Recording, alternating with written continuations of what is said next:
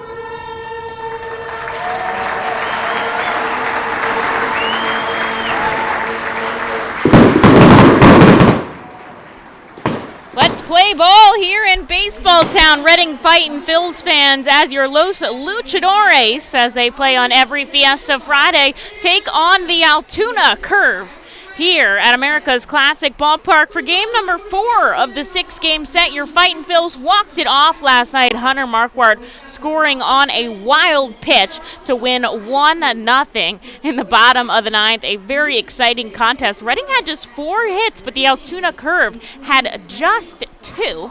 So really a pitcher's duel that wrapped up in 2 hours and 12 minutes, the shortest home game of the season.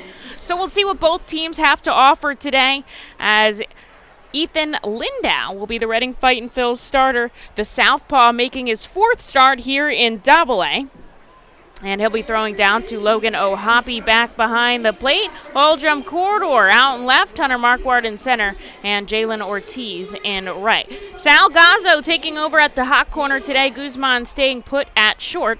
Kevin Vicuña over at second, and of course Josh Akami at first. Evan Johnson back behind the plate tonight. Brian DeBrouwer shifting to third, and Ray Valero the first base umpire. So that's your crew here today, as Ethan Lindau throws his final warm-up pitch back to Logan O'Hoppe. He fires it to second. The swipe from Vicuña, and we are ready to rock and roll here at FirstEnergy Stadium. Andres Alvarez will be leading off. He's done that the whole series. Matt Gorski, Blake Sable, and Leover Peguero rounding out that cleanup spot. Brent Sitta, Lolo Sanchez in the 5 and 6 hole, and Connor Scott, Aaron Shackleford, and Dylan Shockley 7 through 9. Little bit overcast right now. The sun should not be a problem for the rest of the contest, as clouds are covering the sky. It is 76 degrees. Here as the first pitch is taken out to center field. Marquardt is there waiting for it to fall from the sky, and it does right into his glove for out number 1. Efficient for Lindau. 1 pitch, 1 out. Coming in at 7 exactly on the nose. Right now, there is about a 4-mile-an-hour wind, nothing that will affect the game. I think as the sun sets, it might pick up, so we'll keep an eye on that as well. As Lindau has a quick out, and here is Matt Gorski. Gorski takes a first pitch ball from the right side. Lindau much more effective against righties. He gets a swinging strike, going off speed 281. They bat against him. Lefties bat 444. Now remember, only his 4th start here in Double-A. Spent most of the season in High A Jersey Shore. Goes with the same pitch, gets the same swinging strike.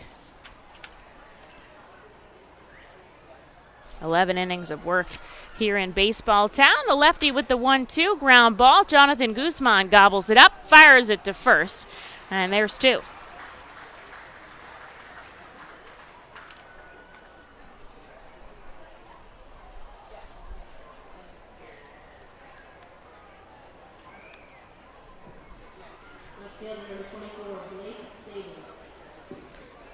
Here's Blake Sable, the first lefty that Lindau will see today, with 2 outs on the board in the first. Reading looking to get on the board early if they can.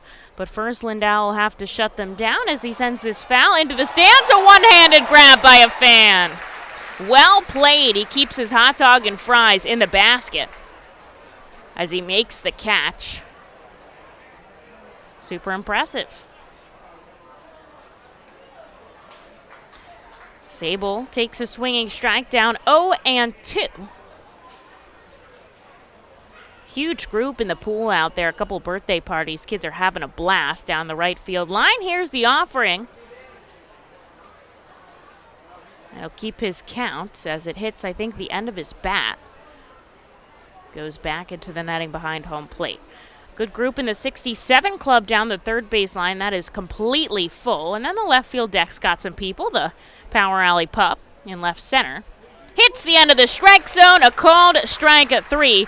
And Lindau gets through the frame quickly here on just 9 pitches. Through 1, we're scoreless in Reading.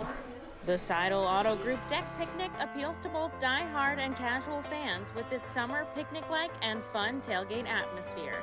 During your picnic, you may even catch a souvenir, as the area is situated directly in prime home run territory behind the left field wall. Regular season tickets are $30 per person for groups of 20 or more, and children 4 and under are free. Visit Fightins.com/groups or call 610-370-BALL to reserve your group outing today. Golden Oaks is an award-winning high-end golf club that offers golfers a country club experience without country club prices. With 5 sets of tees, golfers of every skill level will enjoy their game. Golden Oaks has Bogey's Pub, a beautiful pro shop, driving range, and learning center that will make any visit complete. Golden Oaks Golf Club is the perfect venue for private events and golf outings. Visit us for our newly opened golf simulators, complete with its own bar area and Bogey's Pub menu items available. You can stay in our beautifully restored 1850s farmhouse and then play our award-winning championship golf course. Each room includes full amenities, cable television, and quaint rustic decor. While on the premises, visit Bogey's Pub for lunch, dinner, or a relaxing beverage. We're ready to serve you here at Golden Oaks and look forward to the 2022 season.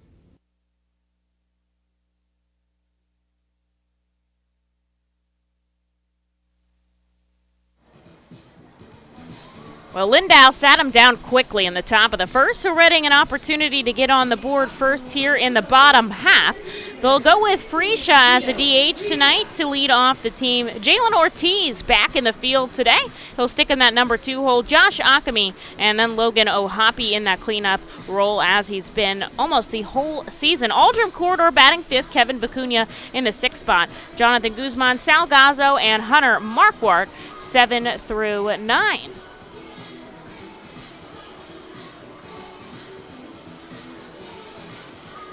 The home plate umpire, Evan Johnson, is pointing to something in the R-Phil's dugout. I'm not sure what he's saying. Kevin Vicuña loves to sit on that top step on the far side. He got down, then he got back up. Freesia drives this deep to right field. It's gone! On the first pitch at the bottom of the first inning, Vito Freesia rips a home run. Reading leads 1-0 on his 8th of the season.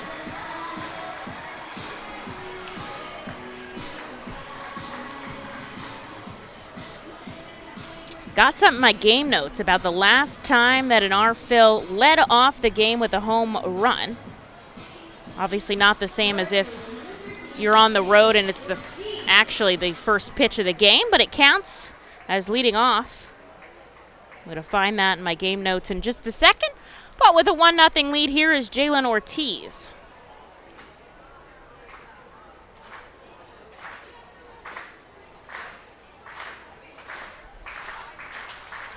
Ortiz sends this deep to right field, tracking over Gorski in foul territory, and he runs out of room to make the catch. Led off a home game with a home run. August 22nd, 2021, Matt Kroon versus Bowie. So just under a year it's been since Reading's done that. Vito Freesia drives that deep to right center.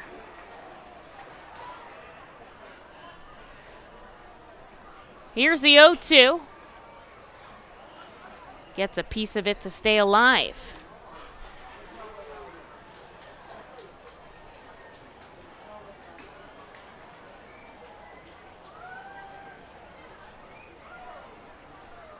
Louise Ortiz, the pitcher. I haven't even gotten to say that part yet. The pitcher, as he gets Ortiz.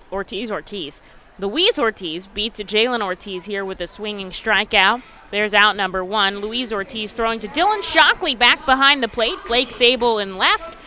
Connor Scott in center and Matt Gorski in right. It's Alvarez and Peguero on the left side of the infield and Shackleford and Sitta on the right. Ortiz to Akami, outside ball 1. Akami, of course, leads the Eastern League in walks. Very impressive for Josh. So he rips this foul. 44 walks for Josh Akami this season. And the man has played in 51 games, so just under a walk a game. Here's the 1-1. The lefty takes this out to left center. Get out, ball! He did it!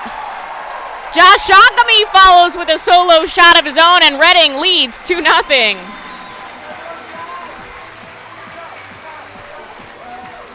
That's Josh's 8th of the season, as well as he rounds third and comes home. 2 solo shots here in the bottom of the first put Reading on the board.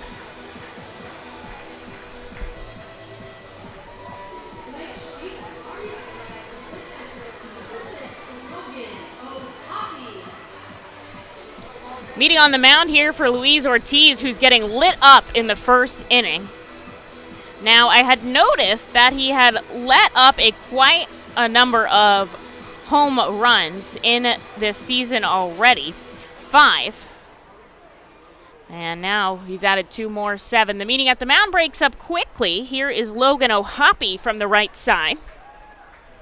Ohapi snapped a 21-game on-base streak yesterday as he failed to get aboard, but a really successful streak for the number 4 prospect. And I asked him, did you know? And he didn't until he saw it on the video board last night. We were touting his streak, and he had no idea. He's just not a numbers guy, focused on his game.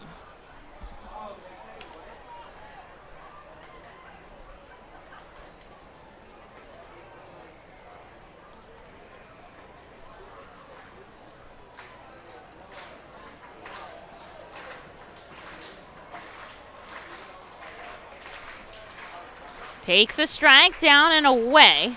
1-2 the count now. Just 1 out here. Ortiz came into this game with a 4.53 ERA in 43 2/3 innings, which is a good amount in 10 starts.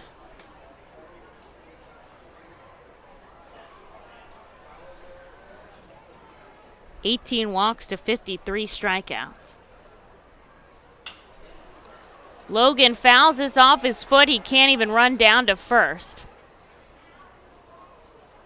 And it's going to be a foul ball anyways, since it hit him in the box, but really struggled there. And seems like he's okay. He's going to get back in. He'll keep his 2-2 count, but seems all good. No request from the trainer or anyone.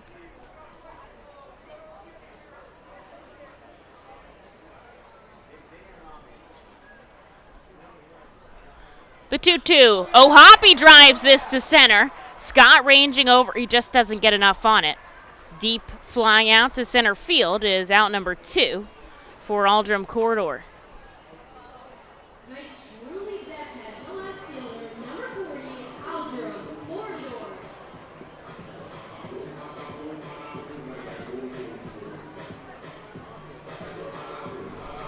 Aldrum Corridor from the left of the foot.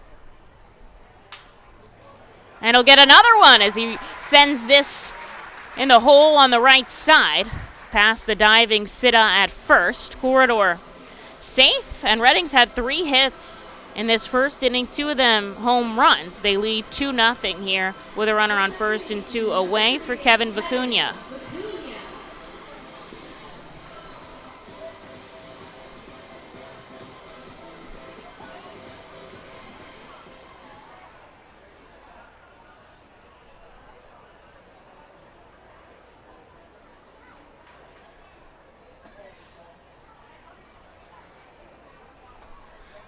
Vicuña holds off on a ball.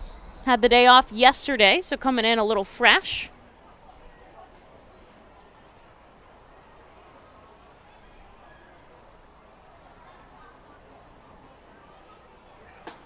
There's another ball in the dirt, 2-0. It took Ethan Lindau just 9 pitches to get through the first, 16 now for Louise Ortiz, which isn't a monstrosity, but. And honestly, only 2 runs either. But Reading is good when they lead. Vicuña takes a swinging strike. How good are they when they lead? When they score the first run of the game, they are 17-3 at home. That's impressive.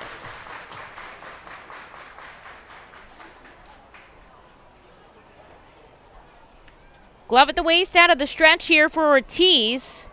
Another swinging strike by Vicuña makes it 2-2. 2 outs on the board. Corridor down on first. Reading leads 2-0. A lot of 2s right now. What does that mean?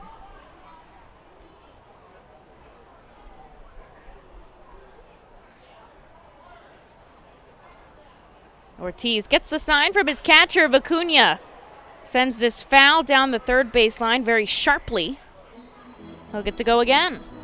Reading loves playing in the Luchadors uniforms. They are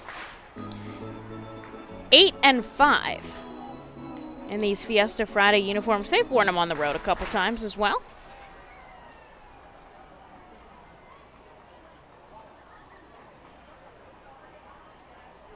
Two balls, 2 strikes, 2 outs. Runner on first. Ortiz deals. Vicuña strikes out swinging. And although he gets 2 Ks, he also lets up 2 solo shots. Vito Freesia on the first pitch of the bottom half, and Josh Akami a batter later. Reading leads 2-0. In the top of the second we go. Ethan Lindau out for another minute of work. There you are in the great wide open when you hear it. Dinner time. When you're hungry, you're not going to let 5,000 feet of mountain get in your way. And if they try, that's what Kia's lineup of exceptionally capable SUVs with available all-wheel drive is for. The Telluride, Sorento, Sportage, and Seltos are how you know we take this pretty seriously. The SUVs and the dinner. Hurry into your local Kia dealer today. Kia, movement that inspires. Visit kia.com for details. Always drive safely.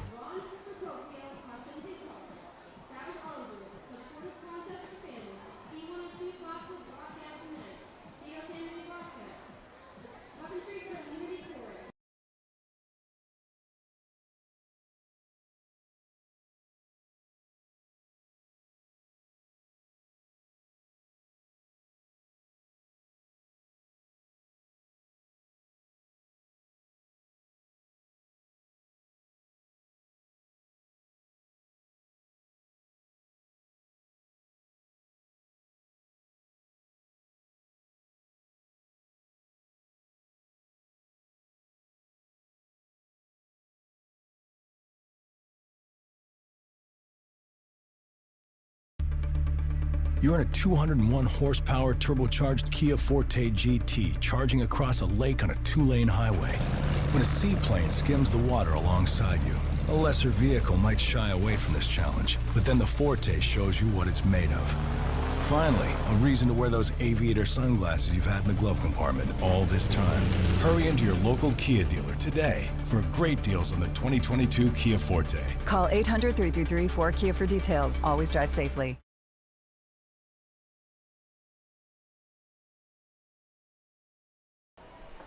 Here we go into the top of the second inning. Reading had 2 solo shots, Freesia and Akami. They lead 2-0, giving some Lindau some run support to work with here. 9 pitches through the first as he set down the side in order. He'll see Peguero, Sitta, and Sanchez here in the second. A ball and a strike here to Peguero. The southpaw lefty has a 10.64 ERA coming into this game. It's already dropped down to a 9.75. That's because he's only thrown 11, now 12 innings of work here in Double-A. The majority of his innings coming on the road. A high swinging strike for strike 2. Now he checks his swing upstairs, but he holds off 2 balls and 2 strikes.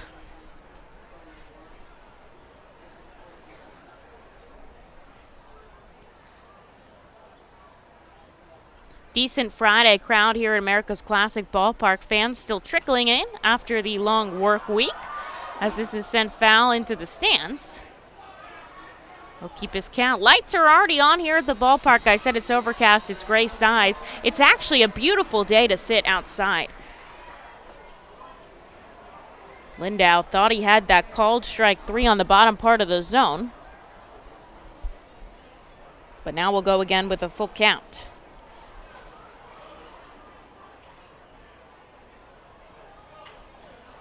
Foul again by Peguero. Fightin Phils, of course, in their Luchadores uniform. The black jersey top, the yellow cap sleeve with the yellow writing, the Luchadores mask on the front, and the matching red, white, and black cap. Here's the payoff pitch. It's a foul ball, and we'll go again. A great catch by a fan. Gets the cheers of support from the crowd. They've got the home white pants on as well, opposite the Curves road gray. Once again, the 3-2. This is a called strike 3 at the bottom of the zone. After 8 pitches, Lindau rings up Peguero for out number 1 here in the second. Here's Brent Sitta with 1 away. Sitta yesterday reached on an error and played only 1 game of the doubleheader. From the right side, sends the first pitch he sees foul.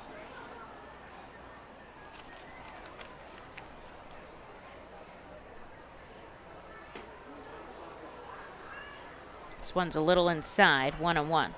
Comes into the game with a .250 batting average.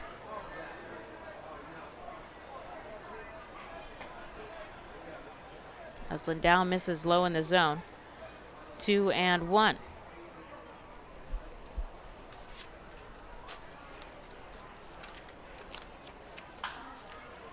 Ground ball. Deep to third. Gazzo grabs it foul. We'll go again.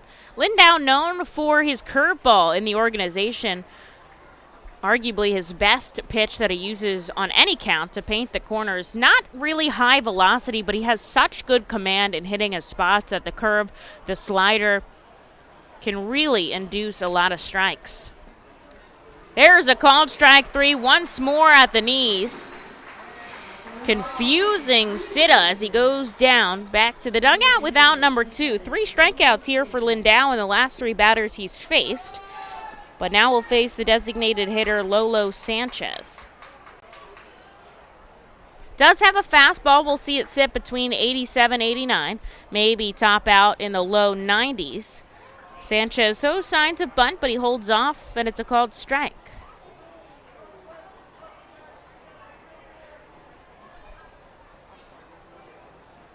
Lindau looking for another 1-2-3 frame as he gets strike 2 on the inside corner.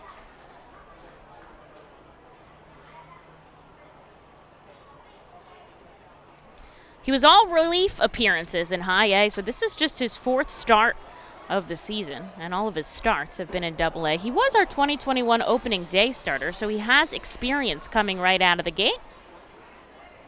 So far, the longest he's been in here in Reading as he gets Sanchez to foul back. Still an 0-2 count is 5 innings. Just misses on the outside corner. His infielders wanted that pitch call. They started walking off, but they'll have to stay put. Now as it's 1-2. 74 pitches, the longest pitch count that manager Sean Williams has allowed him to be out there. Here's the 1-2 with 2 outs, a called strike 3. He strikes out the side as he gets them all looking. And the curve go down in order once again. Reading keeps their 2-0 lead. Bottom of the second coming up in just a moment. I'm trying to catch a hot dog. The Reading Fightin' Phils are proud to partner with the Berks County Mental Health and Developmental Disabilities Program. Together, we are striking out the stigma in order to raise community awareness about mental illness and the prevention of suicide. With 3 simple words, "Are you okay?" the hope is to begin a conversation to show Berks County that we care.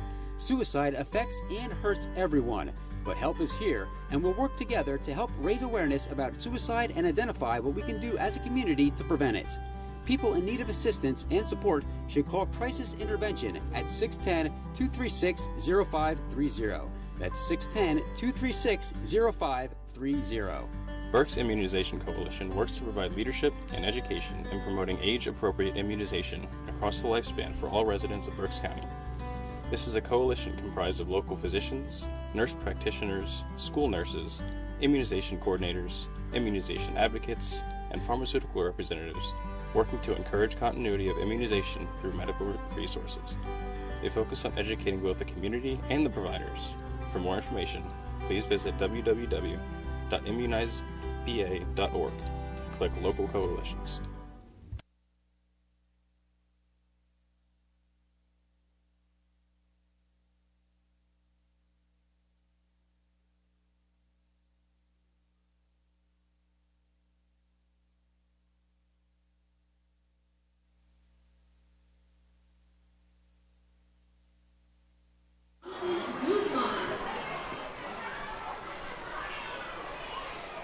Lindau's been charging here through this game. Reading's already given him 2 runs of support with 2 solo home runs, Freesia and Akami in the bottom of the first. Here we are in the bottom of the second.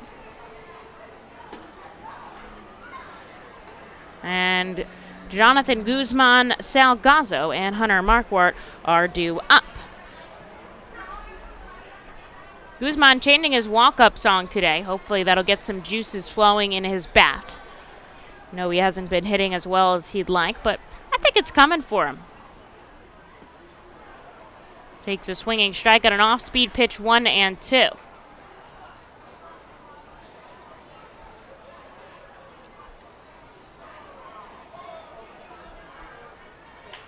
Right up the middle, getting a glove on it is Ortiz. Knocks it down, picks it up, and throws it to first.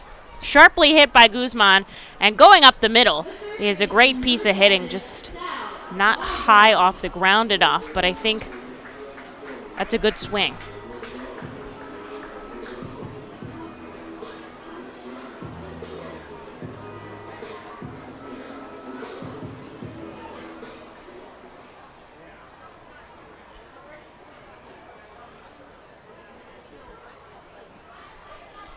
Salgazzo takes a pitch in the dirt to start off his at-bat. 1 out here in the bottom of the second.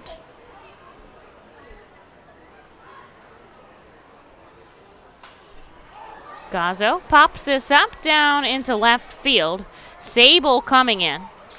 He'll make the catch. There's 2. The center fielder, number 49, Hunter Marquardt.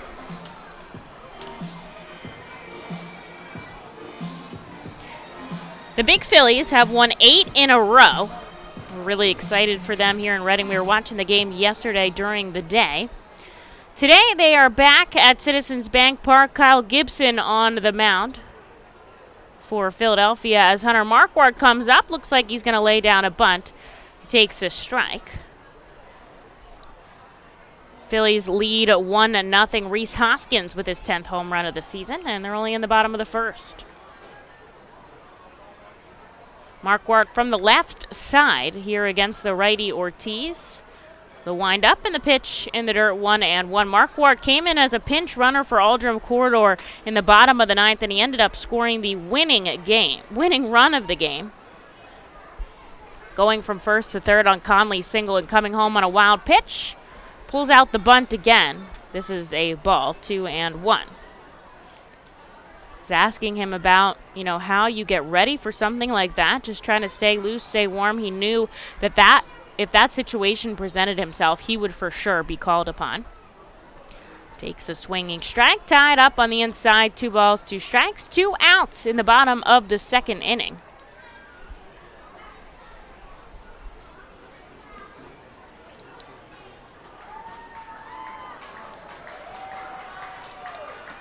And he goes down swinging for the final out of the inning. Quick second on either side as we go into the third. Ethan Lindau back in action in just a moment.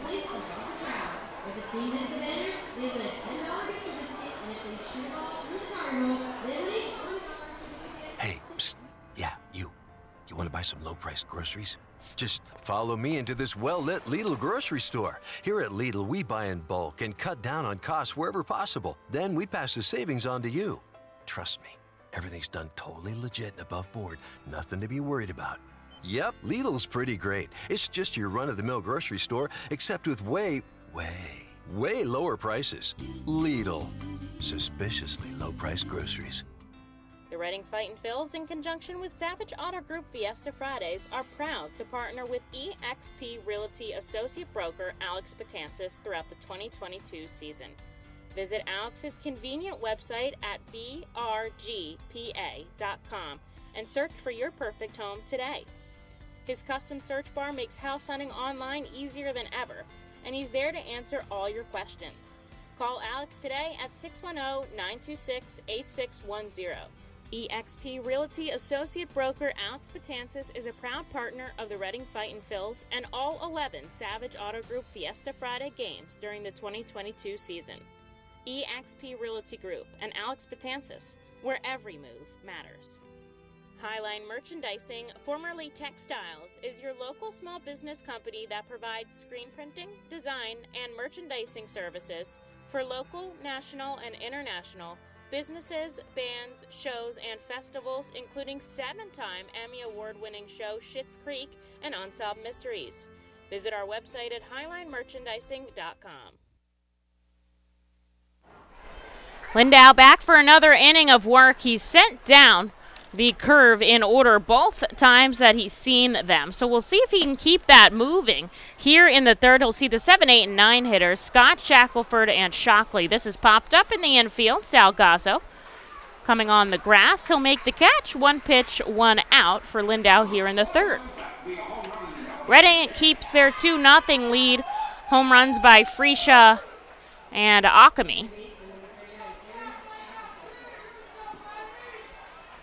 In the top of the third in front of a great crowd here at America's Classic Ballpark. First time we see Aaron Shackleford today. He takes a ball inside. From the left side is Shackleford. Little bit of a shift, but not much, I would say, as far as lefties goes.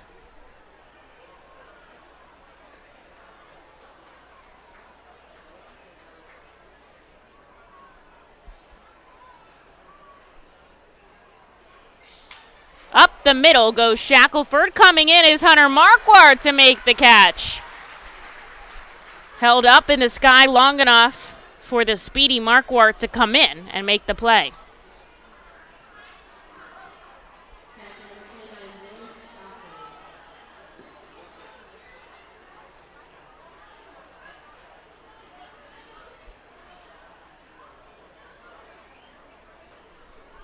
Here's Dylan Shockley with 2 away.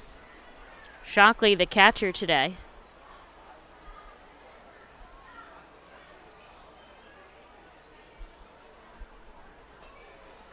Takes a first pitch ball and then a swinging strike. That flag in center field is still as can be, hanging down by its pole. Some of the small ones in the stadium are moving, but it's a pretty stoic night. This is sent deep to right field. Ortiz on the run in front of the warning track. He makes the catch. And Ethan Lindau has been gold through the first 3. Another 1-2-3 frame for the southpaw. We go into the bottom of the third. Reading leads by 2. Can they lead by any more?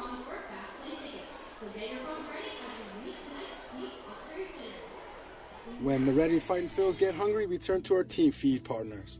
Special thanks to Wild Missing Family Restaurant and Bakery, Squawk Cafe, Collegeville Italian Bakery Pizzeria, Jimmy G's Railroad House, Mimo's Italian Restaurant and Pizzeria, Jersey Mike's Subs, Klinger's on Cressonia, and Subway for making sure the Fightin' Phil's front office is never hungry on game day. Our staff enjoys delicious meals from our team feed partners, but don't take our word for it. Find out for yourself today. The Reading Fightin' Phil's birthday party package is the best way to celebrate a birthday. Whether you are a youngster or an adult, there is no better birthday than a Fightin's birthday. The Fightin's Fan Birthday Package is customizable for fans of any age and starts at just $120. Base packages include 10 general admission tickets to a Fightin's home game, an autographed baseball, and a VIP reserved parking spot. Fans can also add a wide variety of experiences and options to make sure your favorite Fightin's fan's birthday is a grand slam. To enjoy a perfectly crafted 1893 from the makers of Pepsi Cola, you must first appreciate its carefully selected ingredients. A dash of cola nut extract, a hint of real sugar, a splash of sparkling water, and a generous amount of attractive spokesperson. Trust me, I'm gorgeous. Cheers to 1893 boldly blended colas, a delicious balancing act of premium ingredients from the makers of Pepsi Cola.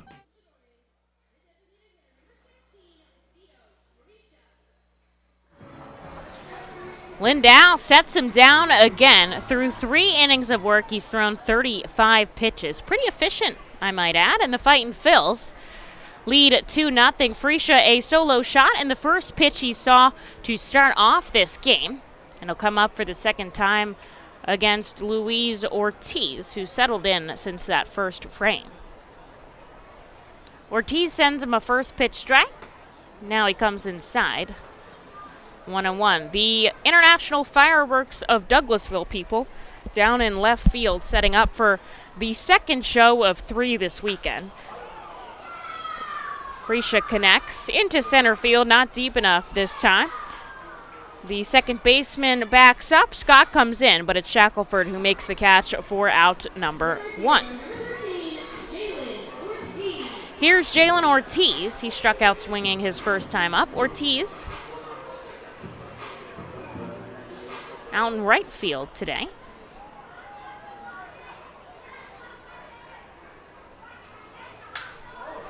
Rips this ball into left. It's shallow enough. It might drop in, and it does. He's going to take it for 2. He dives on the outside part of the bag, and he's safe. Jalen Ortiz plays that extremely well as he drops it in no man's land down the left field line, and he turns a base hit into an extra base hit, diving on the corner of the bag. And if we watch it back here, you'll see that nobody can get to it in time. Everybody comes over, and he takes advantage of that and hustles to second.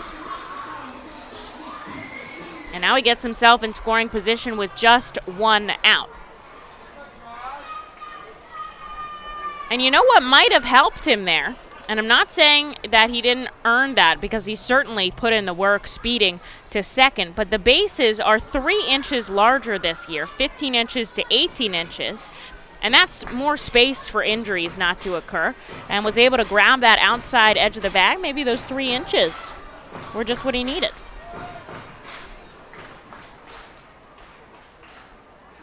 Here's Josh Shockley from the left side. He had a solo home run his first time up.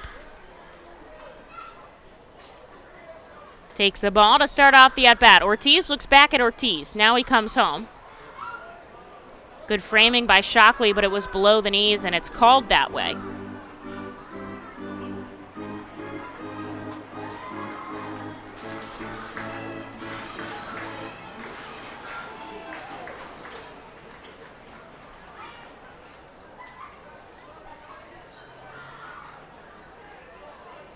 Going back to second is Ortiz, and Ortiz dives back. This is going to be fun, this game. Putting on the tag is Peguero, but just not in time.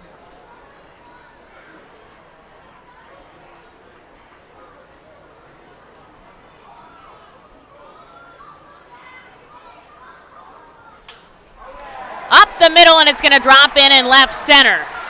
Ortiz holds up at third. Probably a good call there. And Josh Akami is 2 for 2 today.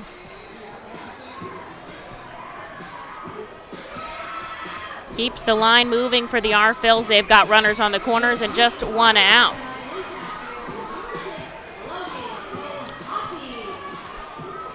Akami's had quite a number of multi-hit games, 8 on the season before today. Now it's 9.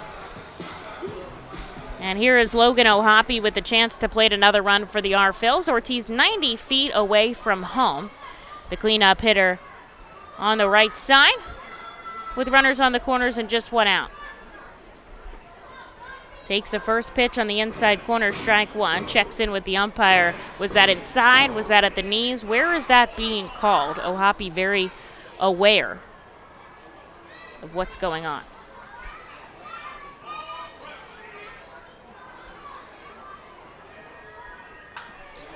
Logan takes this out to left. Sable with the catch. Ortiz is tagging. Here's the throw. It actually doesn't even come into the plate, and a sacrifice fly for Logan O'Hoppe makes it 3-0 Reading. And everybody goes home with a free coupon for a drink at Sheetz.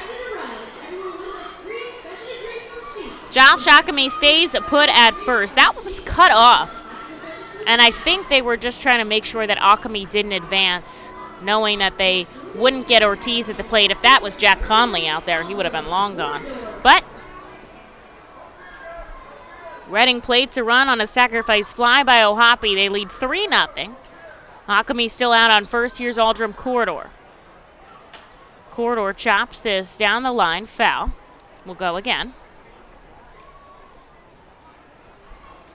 Aldrum had a hit in his first at-bat today. Reading 3 runs on 5 hits. Nothing on the board for the Curve yet. Corridor sends this to second on 2 hops. Shackleford to Sitta. And that will do it here to end the third. But Reading puts another run on the board. They get 2 hits. And they lead 3-0 going into the bottom of, the top of the fourth here in Baseball Town. Georgia, and he's going to be taking on R-Phils player Adam Leverett in a battle of quick thinking with some help. Cornwall Manor is an active senior living community on the 190-acre wooded campus in Cornwall, Lebanon County. The community offers independence and opportunities for wellness and fitness, as well as educational and musical programs, and the peace of mind of having convenient health care on site. Cornwall Manor offers a range of residential choices from apartments to homes. Prospective residents are welcome to visit us for lunch and have a chance to learn more about the community. More information is available online at cornwallmanor.org. Cornwall Manor, celebrating over 70 years of senior living. The time has come for businesses to grow, to prosper, to innovate, to succeed. Tompkins Vist Bank continues to be a leading lender to companies in southeastern Pennsylvania. We make decisions locally and invest locally so local businesses can thrive. Call a business advisor today and see how we can help your business grow. Tompkins Vist Bank, locally focused, a world of possibilities. Member FDIC, Equal Housing Lender.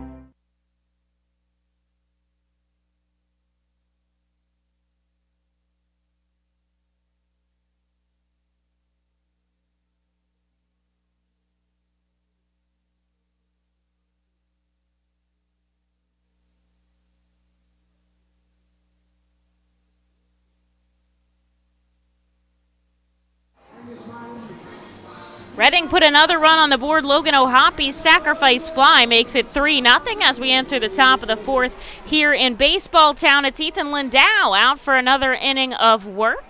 He comes in with 35 pitches under his belt, and he's let nothing across him. But he's back to the top of the order. Alvarez, Gorski, and Sable will see him for the second time today. Middle infielders at that outfield grass edge. Corner infielders playing straight up as the first pitch comes in outside. 1-0. Check back in on the Phillies game. They still lead 1-0 over the Diamondbacks. As a called strike lands in the zone. 1-1. There in the bottom of the second, the Iron Pigs beginning their game at 8:05. They are playing Omaha, so a little bit of a difference in time. Michael Plasmeyer, who was just picked up for Austin Wins, will get the start. His first one in a Philadelphia uniform. Lindau misses outside, 2-1. Ground is foul, 2-2. Jersey Shore leads 3-0 over Hudson Valley. DJ Stewart with his 4th home run of the season. And I believe Mick Abel's on the mound. Let me check. Yes, 2 innings of work, 1 hit, 3 strikeouts. As Ethan gets another foul ball out of Alvarez, he'll keep his count. I would imagine that means Andrew Painter goes tomorrow, but we'll see it when we get there.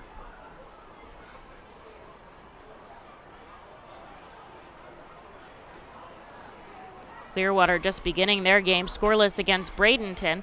They were no hit last night, losing 3-0. And we'll talk about that more tomorrow because catcher Henry Davis, who was added to the Altoona Curve roster today, was the catcher for Bradenton yesterday against our low A affiliate. How interesting is that?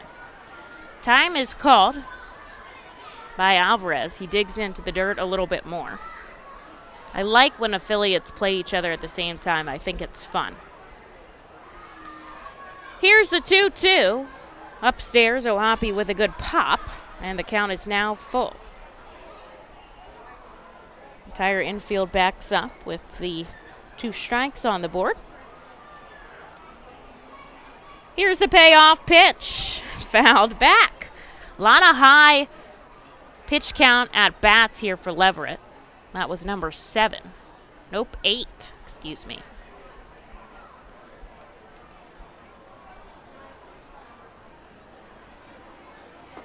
And he gets him on a swinging strike. Lindau wins the battle on pitch number 9. And there's the first out of the 4th. Strikeout number 5 for Ethan here. Season high 7 strikeouts. He did that on May 3rd. In high A, career high 9 strikeouts. He did that back in 2018. He sees Matt Gorski, who grounded out his first time up. Takes a first pitch strike.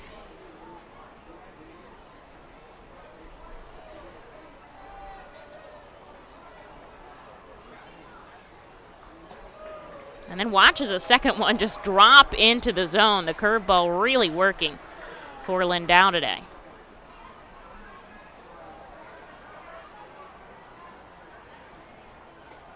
Big swing and a miss, and on 3 pitches, he sends down Matt Gorski back-to-back Ks for Ethan here. Puts 2 on the board in the 4th. He is cruising.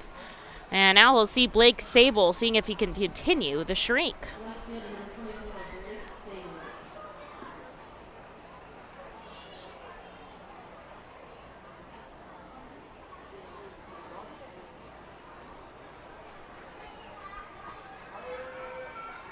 Misses on the outside corner. Sable, a lefty here. Struck out looking his first time up.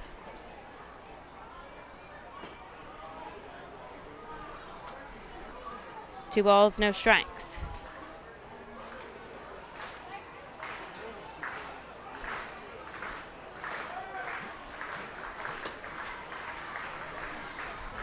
Three and 0 here. Lindau looks like he's pitching around the lefty. With the 3-0. There's ball 4, and that's the first base runner he's allowed in this contest. A walk to Blake Sable. He's got 2 outs, though, so he can get out of this with just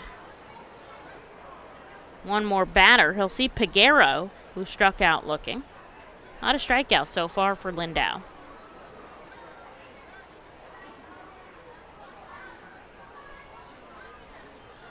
The lefty has a good vantage point of first base. He looks over. Now he's going to come home. Poked off the end of the bat into the plaza, and there's strike 1.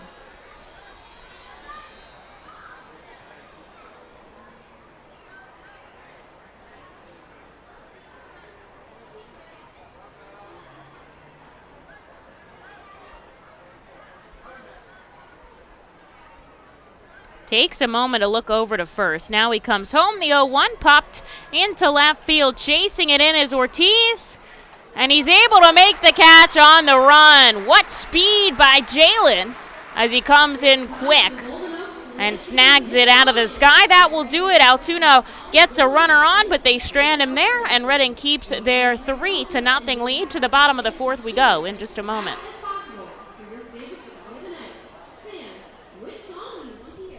White Star Tours and Travel Centers offers the R-Phils fan road trip again this season. It's your chance to hit the road with other R-Phils fans, see an R-Phils road game, meet with an R-Phils player, and see 2 Philadelphia Phillies road games.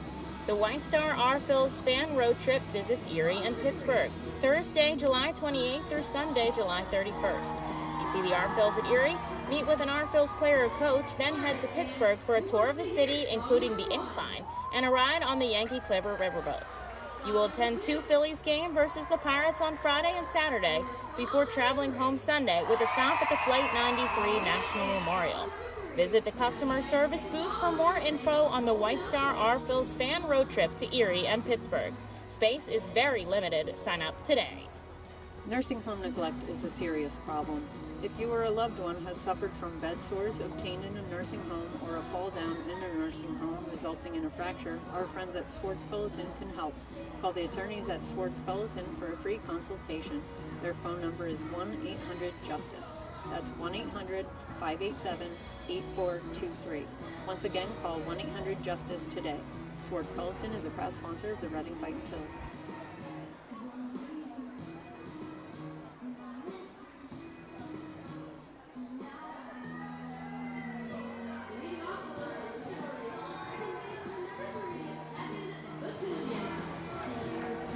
Kevin Vicuña to lead it off for the R-Phils here in the bottom of the 4th inning.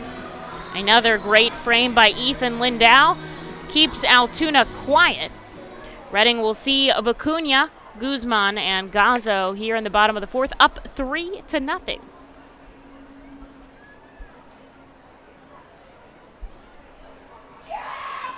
Ortiz sends him a first pitch below. He checks his swing but doesn't go around. Struck out his first time up. Reading's already got 3 runs on 5 hits. And Vicuña gets this past the shortstop. Sharply struck. And Peguero just can't cover enough ground to get to it. So Reading will start off the 4th with a runner on. And nobody out for Jonathan Guzman.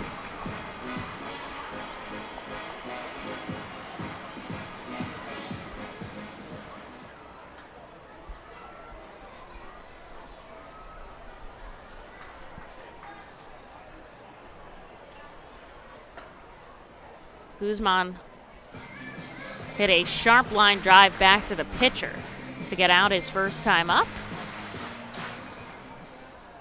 See if he can move over Vicuña here. He takes the first pitch ball. Glove at the waist, out of the stretch for Ortiz. He fires back to first. Kevin's got a lot of speed on him. 3 stolen bases this season. I would not be surprised, honestly, if he tried to snag one.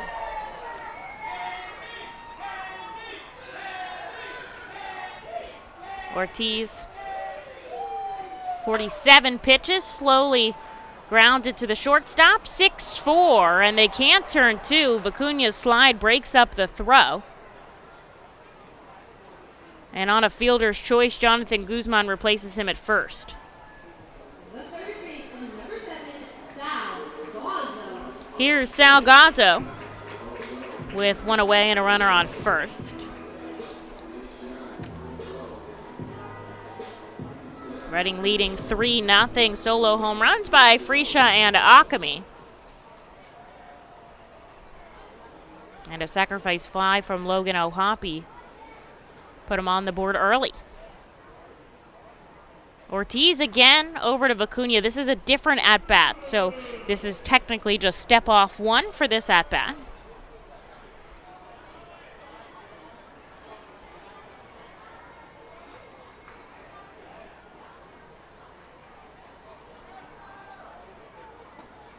Gazzo The switch hitter batting from the left side here takes a swinging strike on the first pitch he sees.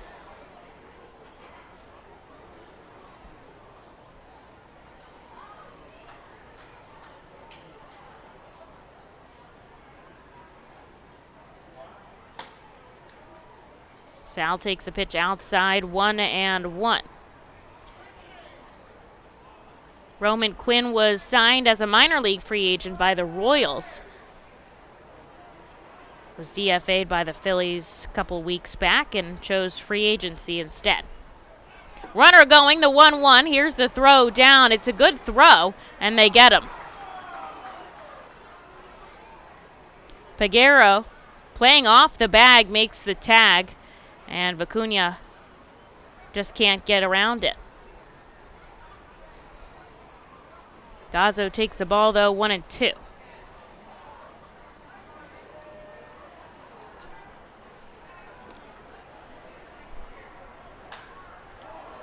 Sal takes this deep to left field. Sable on the run in front of the warning track. He makes a chance. He makes a chance? What? He makes a grab, and that ends the inning. And Ortiz ends up facing the minimum, although a couple of base runners in the fourth. Reading leads by 3. To the 5th we go at America's Classic Ballpark.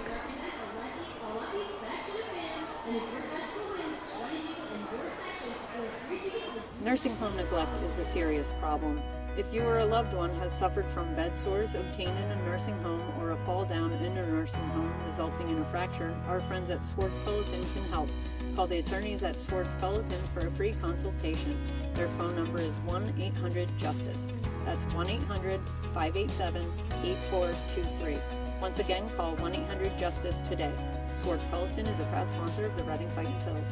The Reading Fightin' Phils are proud to partner with Humane Pennsylvania throughout the 2022 season.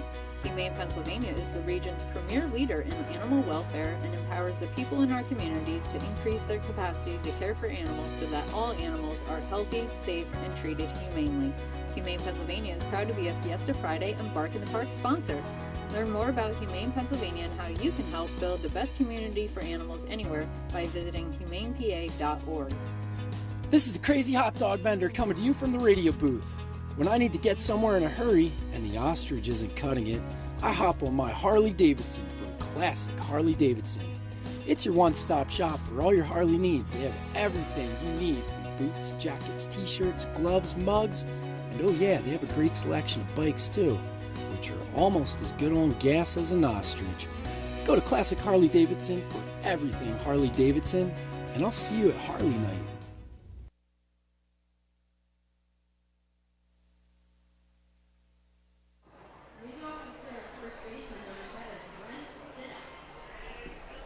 Here's Brent Sitta, Lolo Sanchez, and Connor Scott in the top of the 5th inning. Ethan Lindau still out on the rubber for the Fightin' Phils, who lead 3-0 on 6 hits with a pair of home runs under their belt. Sitta takes the ball inside. Lefty deals, grounder up the middle. Vicuña playing over a little bit, makes an easy play, and there's one out.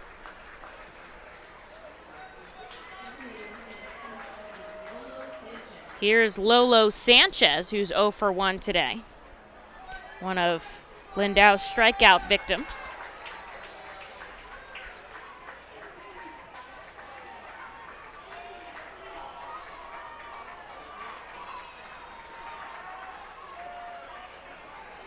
Swinging strike here for Sanchez to start off the at-bat.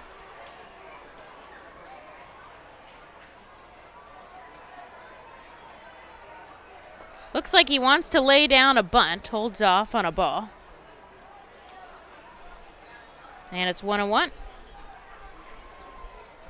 I heard some action going on for the Phillies, so let's check in. So we already know Rhys Hoskins hit a home run. Garrett Stubbs was able to get on base, and Kyle Schwarber had another 3-run home run. So the Phillies lead 5-0 in the bottom of the 2nd over the Arizona Diamondbacks as Sanchez takes back-to-back strikes, and Lindau puts strikeout number 7 on the board here, tying a season high, and puts 2 outs here in the 5th for Connor Scott. Iron Pigs in pregame status. They're getting ready to start. We'll see Michael Plassmeyer on the rubber there. And Mick Abel through 3, just 1 hit, 1 walk, and 3 strikeouts. Jersey Shore still leads 3-0.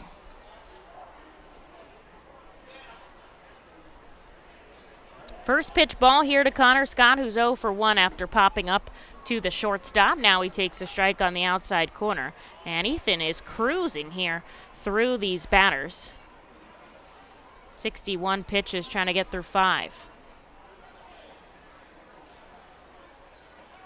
A looping curve falls right into the strike zone, 1 and 2.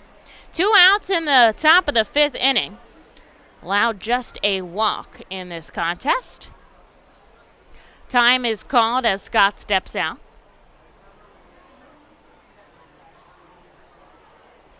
And Ethan deals down and away, ball 2.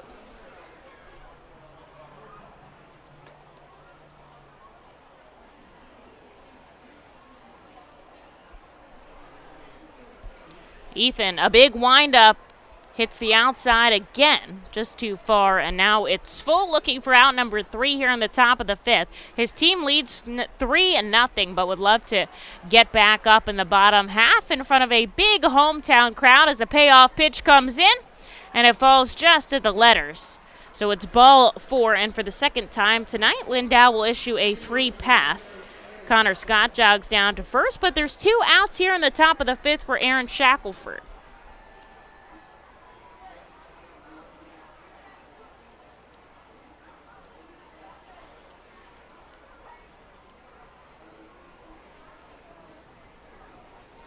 Beautiful Friday night at America's Classic Ballpark. Honestly, it's picture perfect. Like, I don't know if it gets better than this, as Shackleford sends this foul. Giving chase is Salgazzo, but he runs out of room. I mean, great weather, great team, great crowd, great food. Like, name one thing that you'd want better.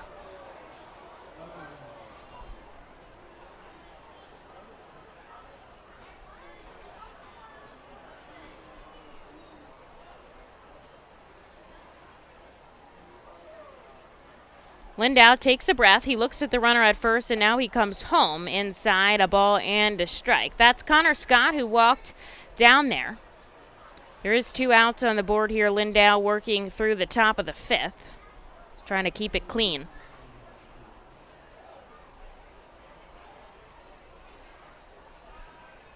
Ethan deals. This is shot out to right. Ortiz on the run back at the warning track. Oh, my goodness.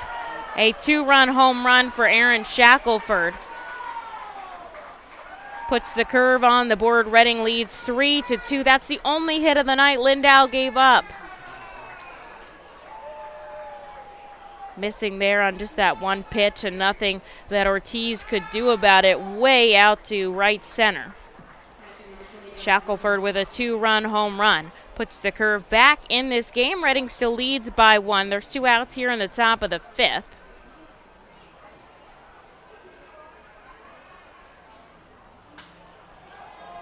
And now Shockley is going to get a hit driving this into left. It drops in front of Aldrum Corridor. And the inning keeps going for the curve as they go back to the top of the order.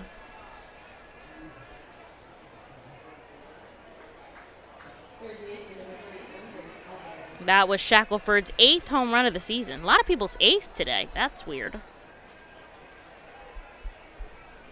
Here's Alvarez with a runner on first and 2 away.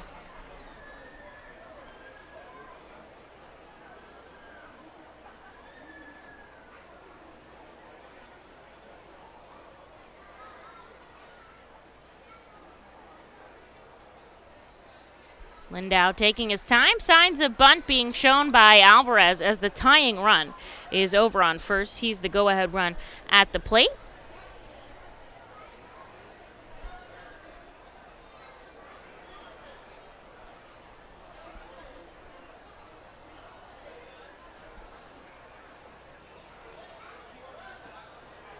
Takes a called strike, down 0-2. Lindau just looking to get out of this inning. Give his team the opportunity to get back up at the plate. They lead by just 1 run now with Shackleford's 2-run shot. Stuck in the top of the 5th. Shockley down at first, but there's 2 outs. Lindau gives him a look. Now he comes home with the 0-2 and in for a called strike 3. While Ethan gives up that 2-run home run, he also surpasses a season-high strikeout count with 8 here. He gets us through 5 innings of work, and as we head to the bottom of the 5th, Reading would love some run support here.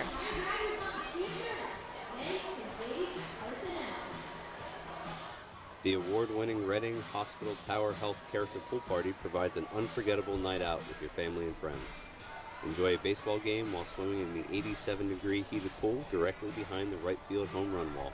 Plus, 2.5 hours of all-you-can-eat buffet and photos and autographs with the crazy hot dog vendor and the Fightin Phil's mascot band. Regular season tickets are $31 per person for groups of 20 or more. Give us a call today at 610-370-PAUL. For top-flight local jobs, go with who you know. J.P. Mascaro & Sons, a leading waste removal company. To meet today's employment and service demands brought on by the pandemic, Mascaro is upgrading its already highly competitive employee wage and benefit package for drivers, collection crew helpers, and other positions. Call 888-MASCARO, M-A-S-C-A-R-O, for details. Work for an established local family business committed to its employees.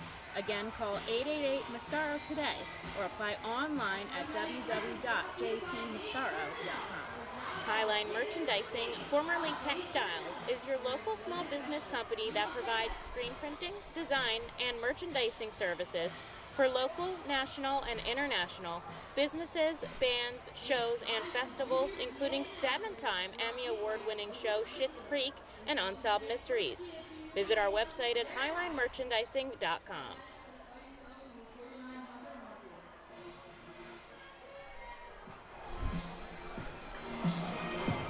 Hunter Marquardt's going to lead us off here. And then we go back to the top of the order with Freesia and Ortiz in the bottom of the 5th. Things have changed a little bit. Reading still leads, but it's 3-2 now after Aaron Shackleford's 2-run shot in the top half. And Reading just looking for some more insurance runs. They've been pretty sharp, 3 runs on 6 hits. Altoona 2 runs on 2 hits. Just that one pitch that Lindau missed, unfortunately, changed the game here. Did issue a walk prior to that to allow one man on base, which made it a 2-run home run. After taking a ball, Marquardt fouls one back. 1-1 the count. Hunter struck out swinging his first time up, so second time here seeing Louise Ortiz. The 1-1 shows signs of bunt. It's a called strike 2.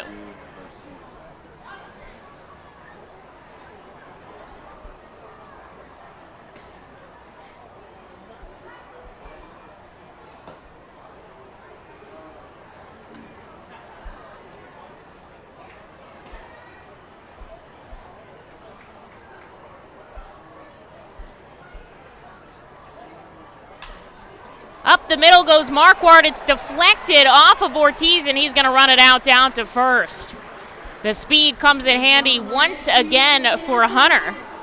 And nothing Ortiz could do about it. It just took a bad hop off his foot. And Reading gets the leadoff runner on in one way or another. That'll go in as a single, I believe. There was nothing that Ortiz could do. It's not like he made an error. It just was deflected, and Marquardt safe at first with a hit. Back to the top of the order we go with Vito Freesia. He's 1 for 2 with that solo shot to start off this game. Reading looking to put a couple more on the board here. And I guess they can't agree on the pitch. Shockley comes out. Peguero as well from the shortstop. I wonder if he's helping translate a little bit. Mound visit breaks up very quickly, whatever he had to say. He said it, he's back behind the plate, and here we go again with Vito Freesia up in the righty batter's box. Marquardt shuffles off the bag at first, waiting for him to take his first bag of the season. Freesia takes ball number 1.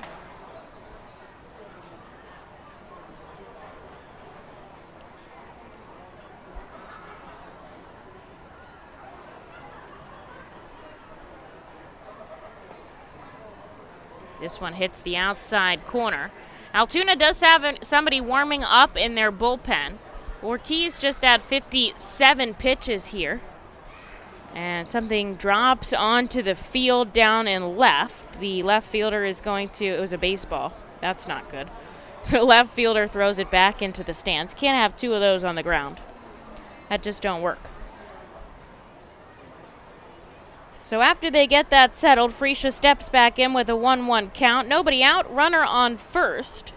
Reading leads by 1.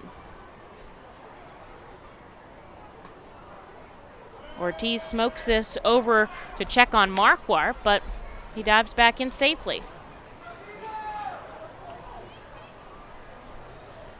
Some Vito fans in the crowd here.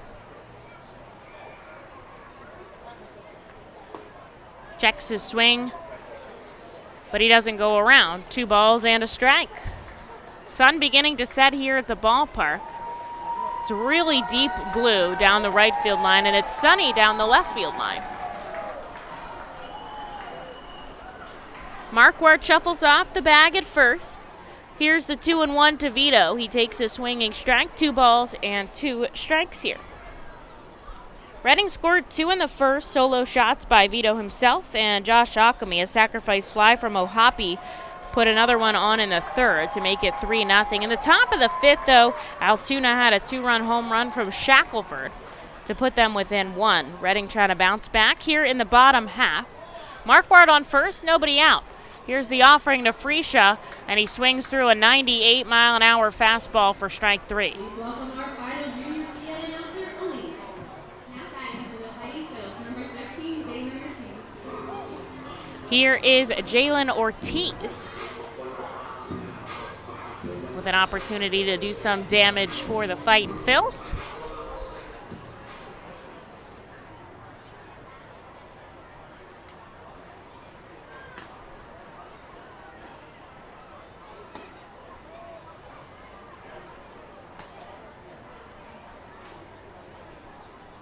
Ortiz takes a first pitch, a ball.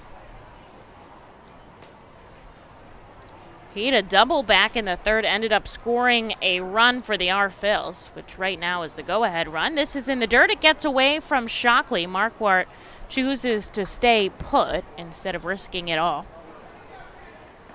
And Ortiz leads the count 2-0.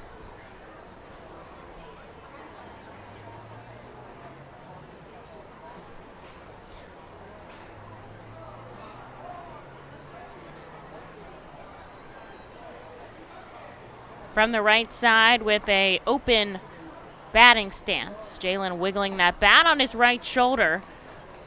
Keeps it there on a ball inside. 3-0. After Jalen, Josh Akami in the on-deck circle. Logan Ohapi is in the hole.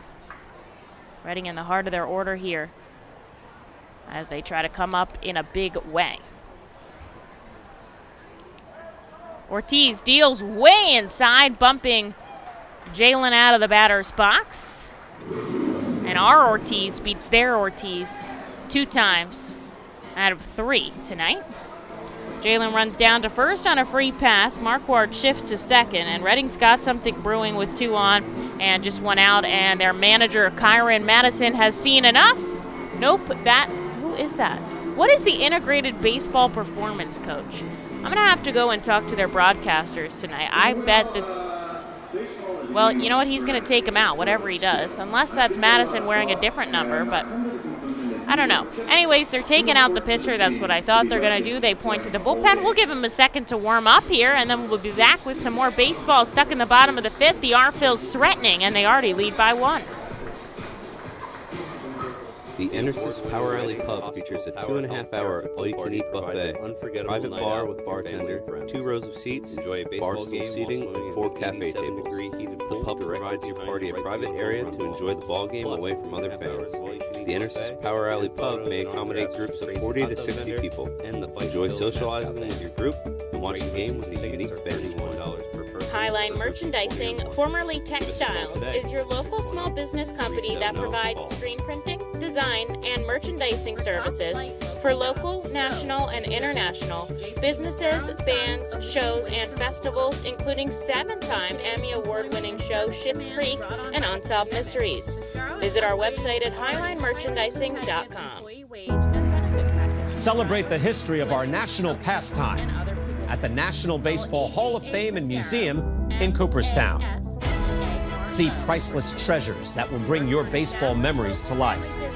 Connect with events that have shaped and changed the game and our country. Our stories to tell, your memories to share. Plan your family visit today at baseballhall.org.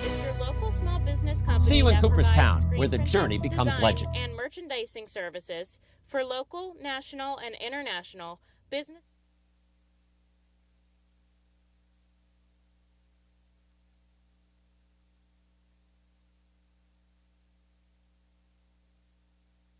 All right, well, I learned a lot in the break. The integrated baseball performance coach, Blake Butler, I guess is acting as the manager, while Kyron Madison is not with the team, and he probably won't be back till Sunday. I didn't get a reasoning, but that's what they told me, and they say basically he's just like an extra coach. So there's that. So he came in and he took the pitcher out of the game, because usually that only the manager does that. Reading's got something working here. They've got 2 on, and they've got just 1 out, as Josh Ockamy, who's already come up big in this game with his solo shot in the first, and he's had 2 hits, comes up and takes a first pitch strike from the left side. They'll go with Nick Dombrowski. That's not how you say that. Domkowski. Not to be confused with Dombrowski. Nick Domkowski, the first time we'll see him in this series here. He comes on. The runners are from Ortiz, so we'll come in inheriting 2 of them. And just 1 out here in the bottom of the 5th. The Arphils lead 3-2. They love to lead more than that, as Ockamy takes a called strike 3 on the outside corner. Turns around and heads back to the dugout without number 2. And here is the cleanup hitter, Logan O'Hoppe, looking for his first hit of the day. The third baseman, Alvarez, tells everybody to move back. O'Hoppe's already had 2 home runs in this series. Had a sacrifice fly in the third that scored a run, but he hasn't had a hit, and this is the perfect time with 2 on and 2 out.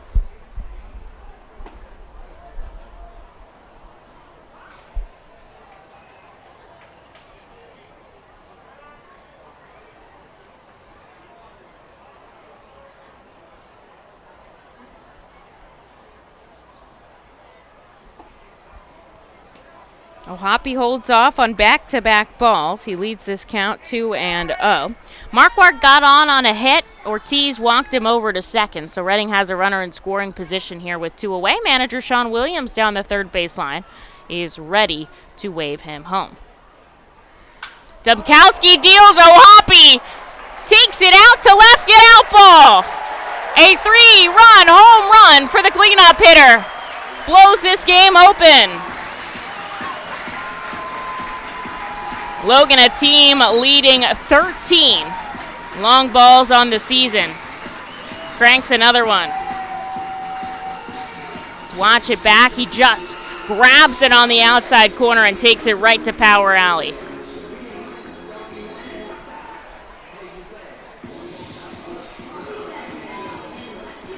Reading leads 6-2 now. They get those runs back and then some here. O'Hoppe cannot be stopped, driving his batting average back to 300. And here is Aldrum Corridor with the bases clear and 2 outs. That was fun.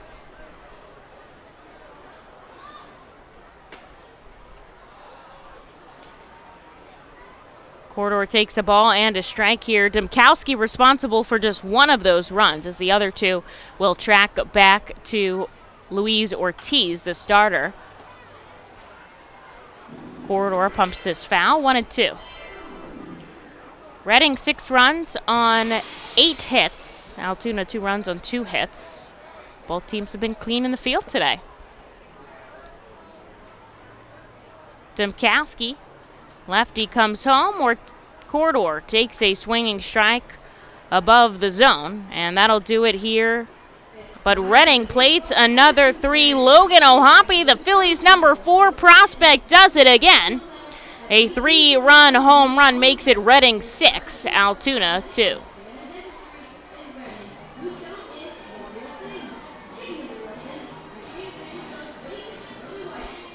Join us as we celebrate Reading's Hospital Hispanic Tower Health Character Pool Party provides an unforgettable night out with your family and friends. Enjoy a baseball game while swimming in the 87-degree heated pool directly behind the right field home run wall. Plus 2.5 hours of all-you-can-eat buffet and photos and autographs with the crazy hot dog vendor and the Fightin Phil's mascot band. Regular season tickets are $31 per person for groups of 20 or more. Give us a call today at 610-370-BALL. For top flight local jobs, go with who you know. J.P. Mascaro & Sons, a leading waste removal company. To meet today's employment and service demands brought on by the pandemic, Mascaro is upgrading its already highly competitive employee wage and benefit package for drivers, collection crew helpers, and other positions. Call 888-MASCARO, MASCARO, for details. Work for an established local family business committed to its employees. Again, call 888-MASCARO today or apply online at www.jpmascaro.com. Highline Merchandising, formerly Textiles, is your local small business company that provides screen printing, design, and merchandising services for local, national, and international businesses, bands, shows, and festivals, including 7-time Emmy Award-winning show Schitt's Creek and Unsolved Mysteries. Visit our website at highlinemerchandising.com.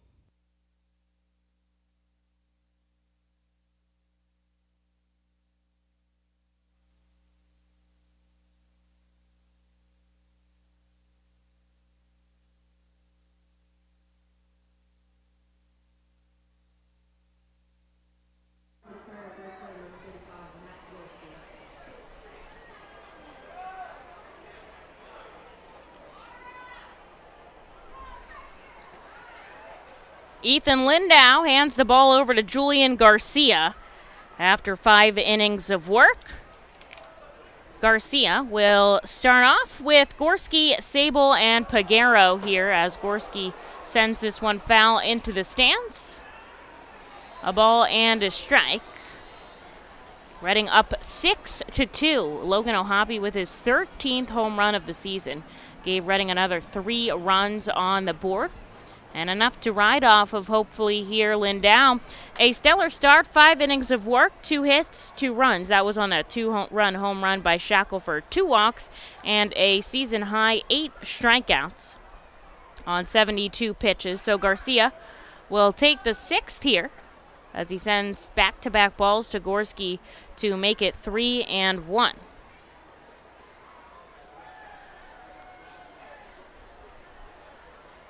The righty deals. Lined out to right. Ortiz at the wall. Can't make the catch. Marquardt fields it. Throws it in, but it's a stand-up double for Gorski here to lead off the 6th.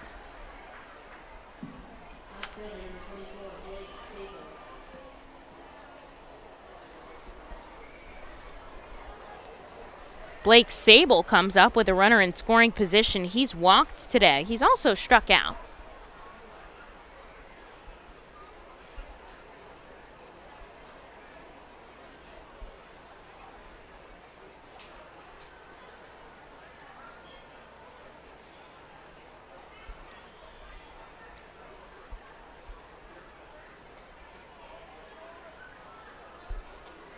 He'll see the lefty Sable a first pitch ball.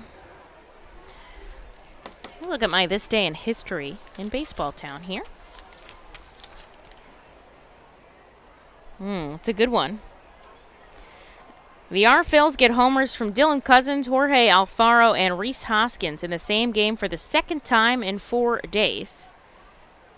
Which is cool because Hoskins hits a home run today. June 10th, 2016. June 10th, 2020. Somebody tell him. Garcia misses below the knees. 2 balls and no strikes. Shall we check in on the Phillies? Sure. Phillies lead 6-0 now. Didi Gregorius doubled in Bryce Harper for their 6th run of the game. It's only bottom of the 3rd. Sable connects, but it's foul. And I'll take that as a strike. 2-1. Lehigh Valley leads 1-0. They're in the top of the 2nd out in Omaha. Jersey Shore still in the lead 3-1. And the Threshers down by 5. But they've got the bases loaded in the top of the 3rd. So we'll keep an eye on that game. Runner going to 3rd. Nothing Ohapi can do about it. And Garcia misses for ball 3.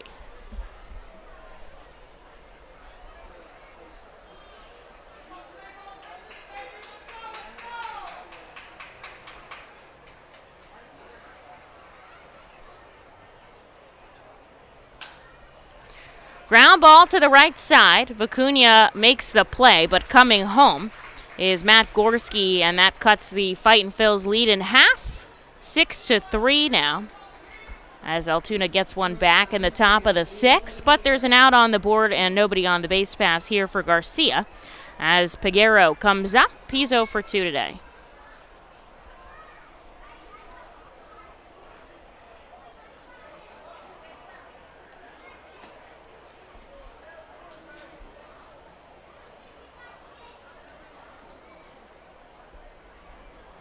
First pitch strike here from Garcia, going after the cleanup hitter Peguero, though nothing to clean up right now. Sends one below the knees.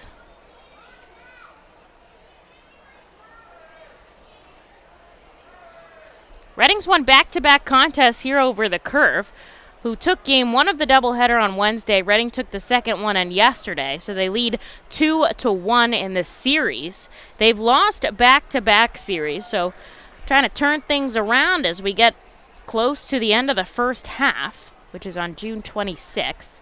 Garcia with the 2-1 pitch. Foul back, 2-2. After that, we'll completely reset for the second half, and that's because a lot of teams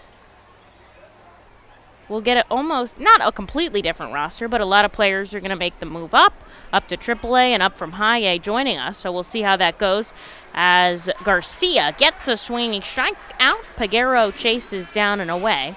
And there's out number 2 in the 6th. Here's Brent Sitta, who's 0 for 2 today. I mean, most people are, considering they only have 3 hits. Good game, everyone. Thanks for tuning in. I mean, we got good action. We got good hitting and pitching. Good crowd support. Beautiful night. Sitta sends this foul. 0-1. Wind picking up a little bit in center. I wouldn't say a lot. Maybe 6 miles an hour, but it's coming into the ballpark. Garcia dealing now as he settled in 0-2. 2 outs on the board. Top of the 6th. Redding, 6 runs on 8 hits. Altoona, 3 runs on 3 hits. Here's the 0-2 from Julian. It's too far outside, and Sitta holds off.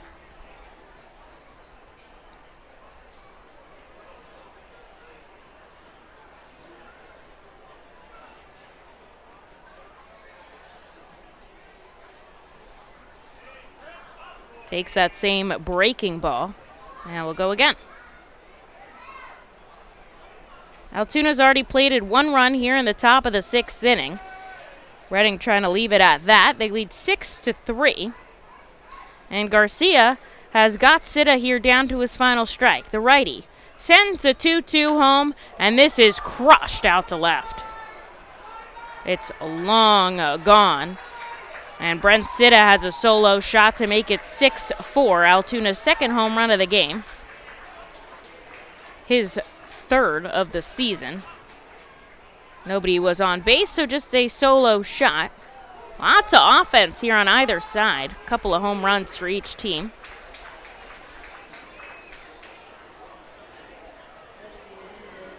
And with 2 outs, Garcia will go after Lolo Sanchez. Mike Adams starting to stretch in the Fightin's bullpen here. Garcia comes inside, 1-0. 2 outs, top of the 6th. Altoona keeps trying to chip away at Reading's lead, and Reading keeps bringing it back. They still lead 6-4. Swinging strike makes it 1-1.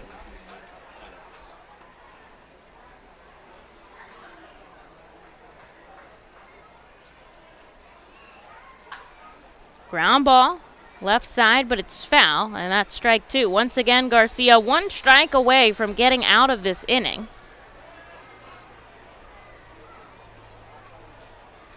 He's got the glove at the waist. He's got 2 outs on the board. Here's the 1-2 to Sanchez. It's in the dirt, 2-2.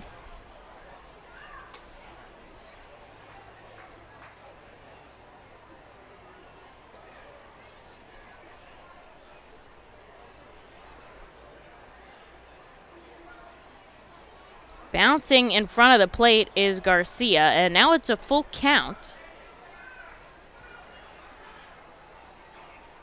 And he'll try to get the job done here.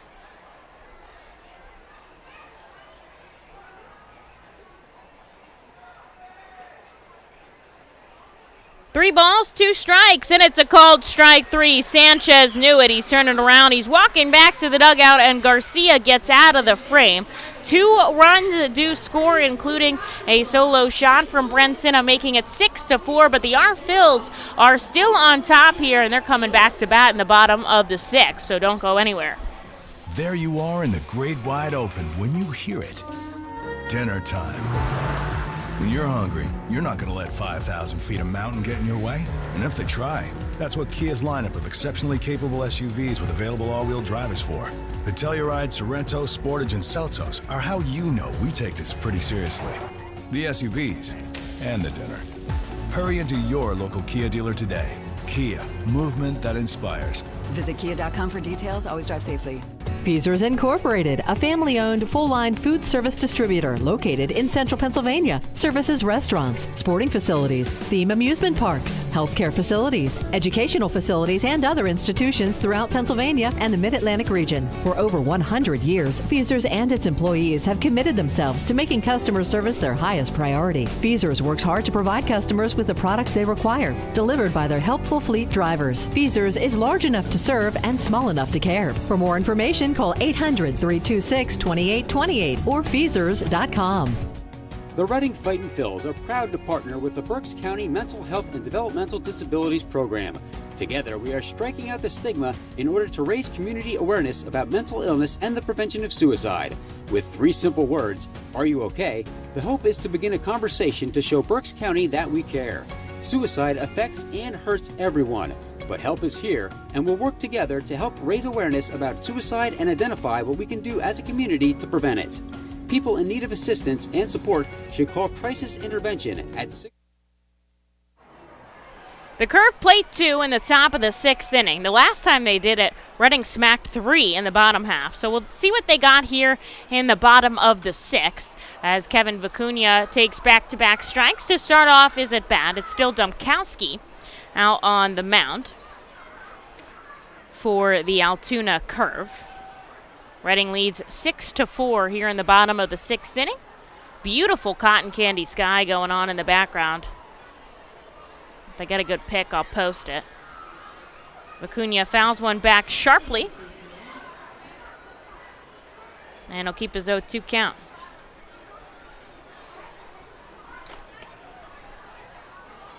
Lefty on righty, Kevin, slow roller down the left side, it's foul. Reading 6 runs on 8 hits, Altoona 4 runs on 4 hits. The Fightin started scoring in the first. They got 2 there. They added 1 on the bottom of the 3rd and 3 more in the bottom of the 5th. Altoona had 2 in the 5th and 2 in the 6th now. And that's how we get our 6-4 score. Here's the 0-2 to Vicuña. It's in the dirt. They'll get another chance.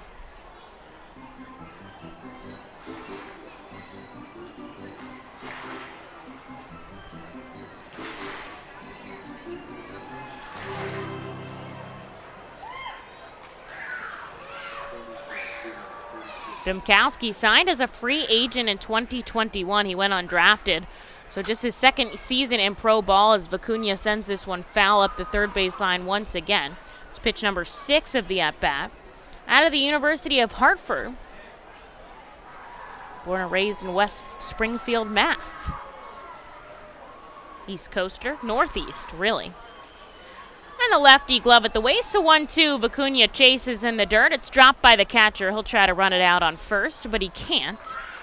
And there is out number 1 here in the bottom of the 6th.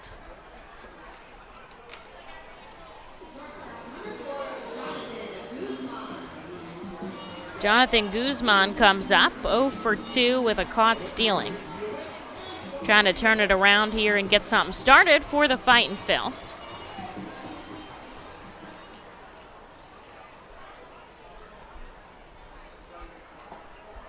I'm waiting for the pipeline to post Logan's 3-run home run.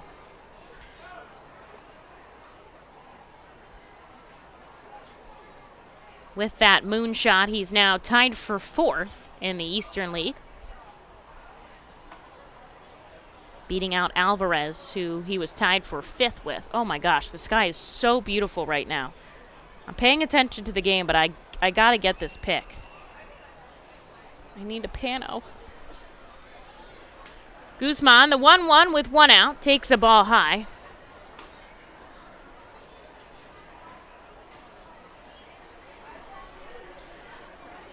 Picks or it didn't happen. That's what they say. Here's the 2-1. Pokes it off the end of his bat, foul.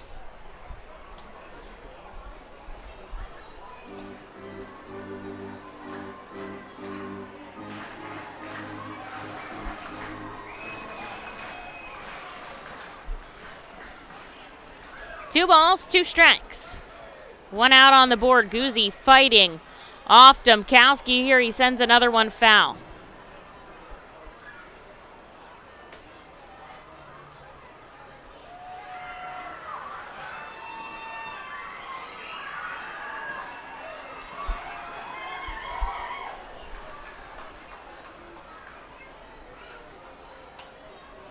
Another one foul. So Vicuña started off with a 7-pitch at bat. Guzman awaiting his 7th pitch already. So they're upping Domkowski here. They actually have somebody warming up.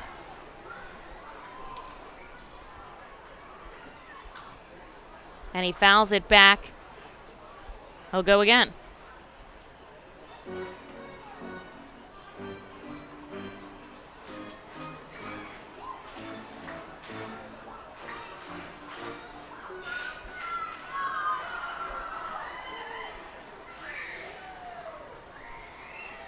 Two balls, 2 strikes. Jonathan fighting Nick. The lefty deals, and he chases for strike 3 after all that battling. He comes up just short, and there is out number 2.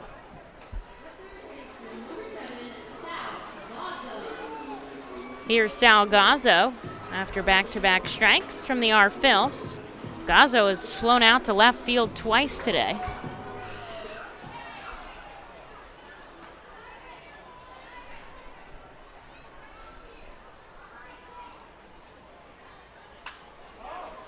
Sal bumps this foul.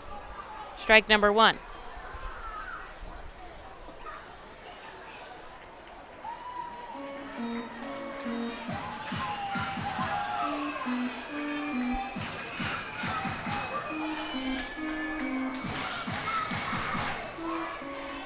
Gazzo waiting outside the batter's box. They had to get some more baseballs. There's been so many fouls so far. And there's a pitch in the dirt.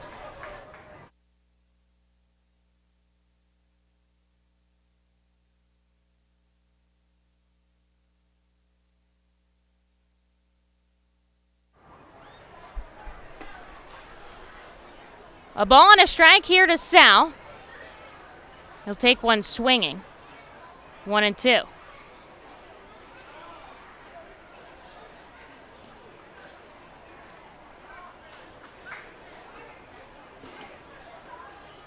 2 outs on the board. Sal waiting. He'll drive this shallow into right. Charging is Gorski and diving.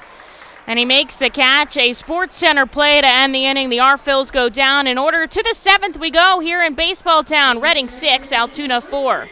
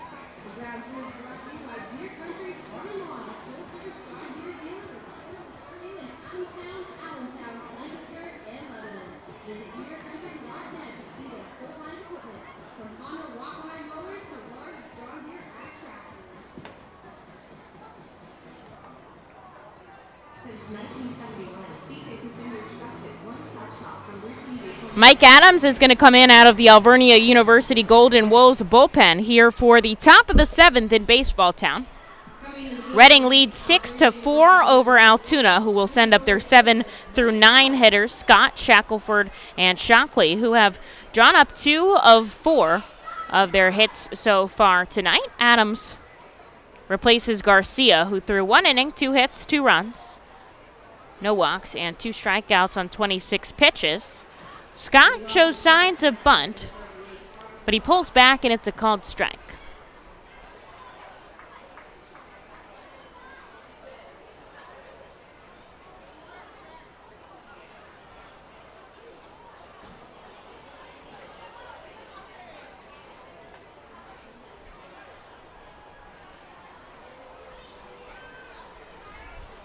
A ball and a strike here as Adams misses above the zone.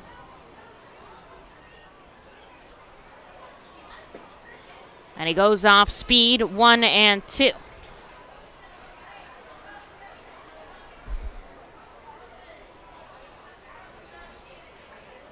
Mike spent some time in AAA with the Iron Pigs this season. Came back here a couple weekends ago to help us out in our bullpen.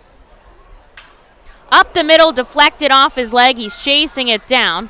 And safe at first is Scott. That's exactly what we saw in the last inning. And unfortunately just goes a base hit.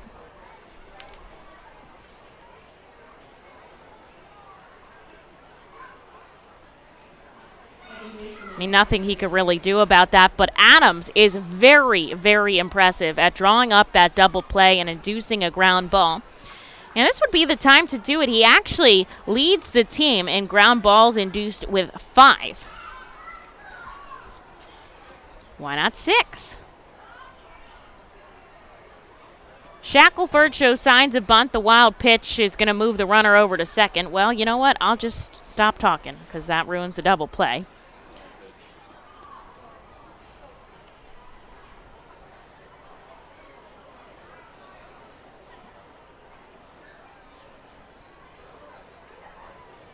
And now Ohapi's going to come out and have a quick word with Adams. Try to settle him down here with a runner on second and nobody out.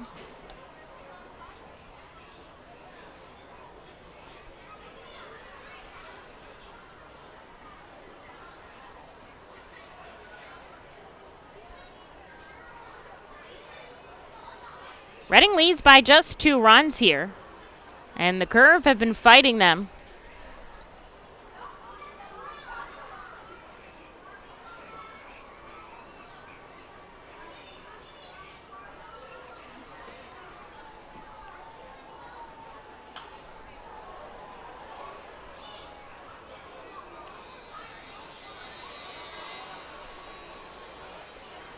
Fouls it back, and that'll go in as a strike.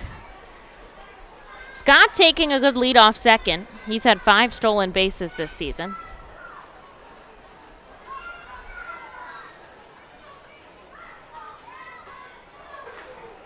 And there's a called strike 3. Adams gets out number 1 here in the 7th. Scott stays put on second. Here's Dylan Shockley.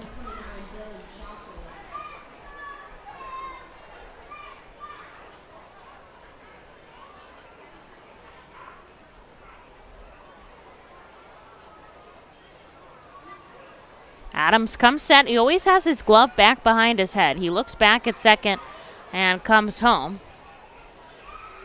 Down below, a ball and no strikes.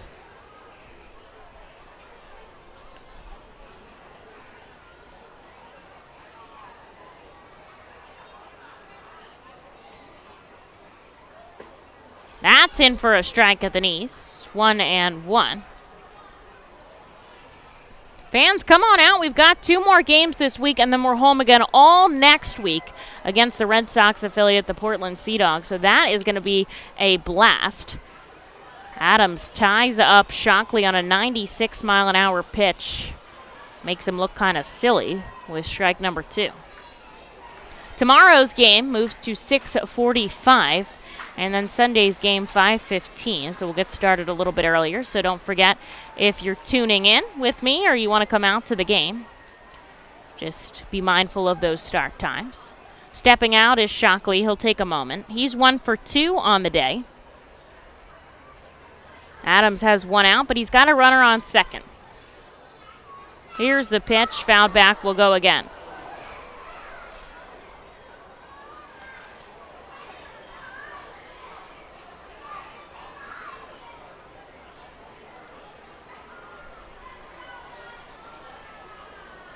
A ball and 2 strikes. Adams looking for out number 2 in the top of the 7th before stretch time here at America's Classic Ballpark, and he'll get it.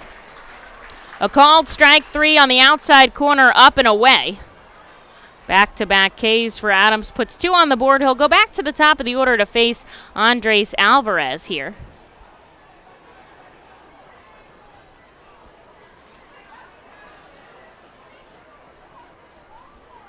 Connor Scott still out on second after leading off with a base hit.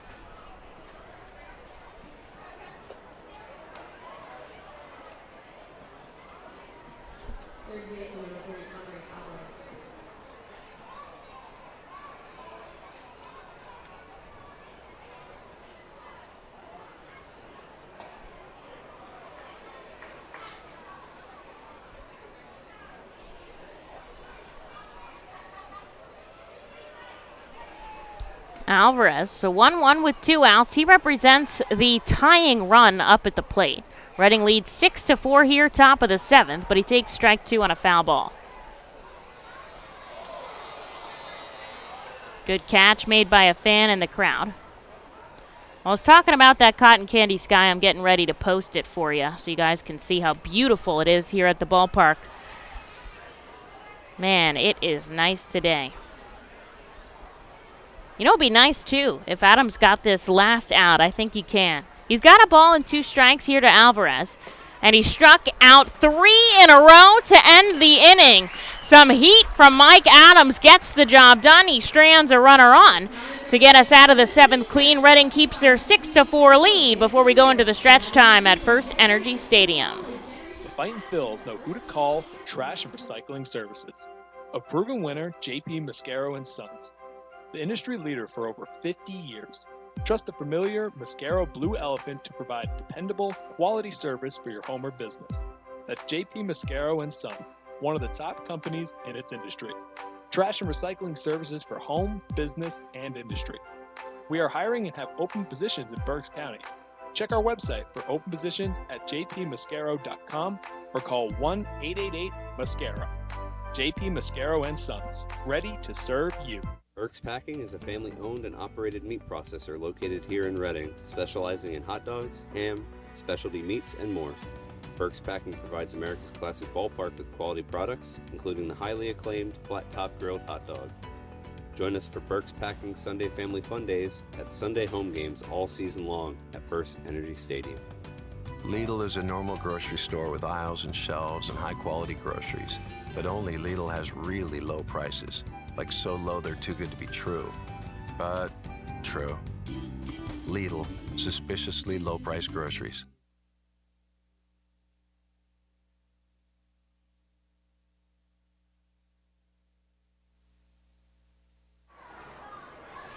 The following entrants are the winners of the Empire Home Center Prize.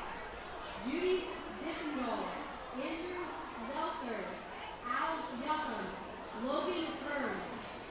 Please claim your prize at the next residential customer service booth. Now batting for Los Luchadores, number 49, Hunter Marquardt.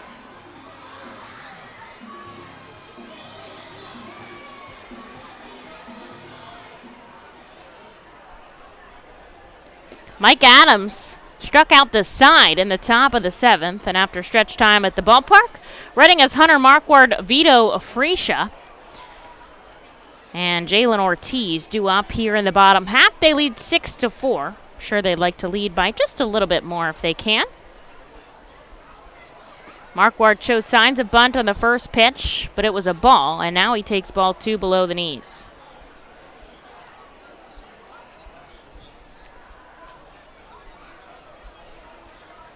Reading's had 3 home runs today.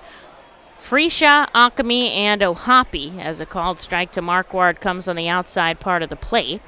Altoona, they've had 2 home runs today. Brent Sitta and Aaron Shackleford. Marquardt's 1 for 2. He looks for the bunt again. This one's too far outside. 3-1 the count.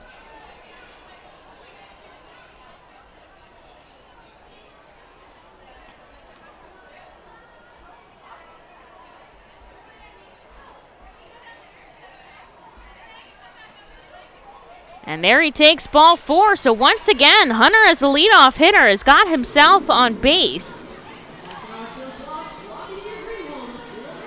And back to the top of the order we go with Vito Freesia.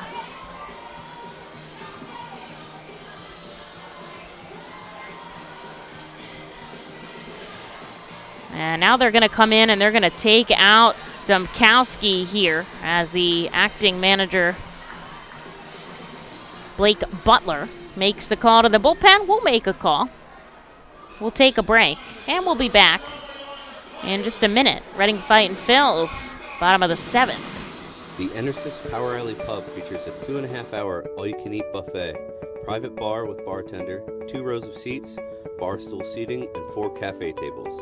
The pub provides your party a private area to enjoy the ball game away from other fans. The Enersys Power Alley Pub may accommodate groups of 40 to 60 people. Enjoy socializing with your group and watch the game with a unique vantage point.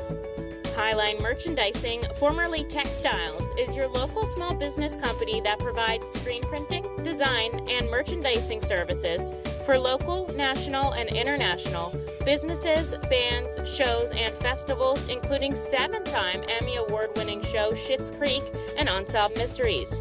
Visit our website at highlinemerchandising.com. Celebrate the history of our national pastime at the National Baseball Hall of Fame and Museum in Cooperstown.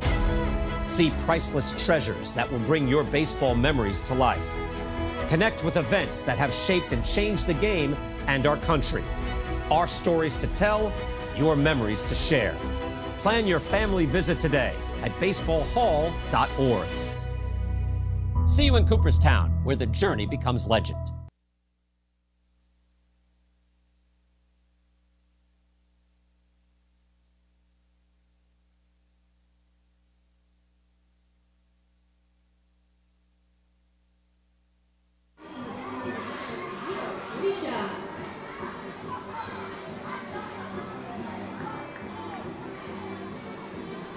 Stuck in the bottom of the 7th in the very best ways as Altoona makes a call to the Alvernia University bullpen. Hunter Marquardt down on first after walking. Vito Freesia up at the plate. It's Brad Case who takes the rubber for the curve and sends Freesia a first pitch strike. Vito 1 for 3, that solo shot to lead off the game. Domkowski responsible for Marquardt, who walked down to first. They'll change to a righty here. Marquardt going. Freesia fouls it back. The hit and run planned up. Doesn't quite work out for Reading.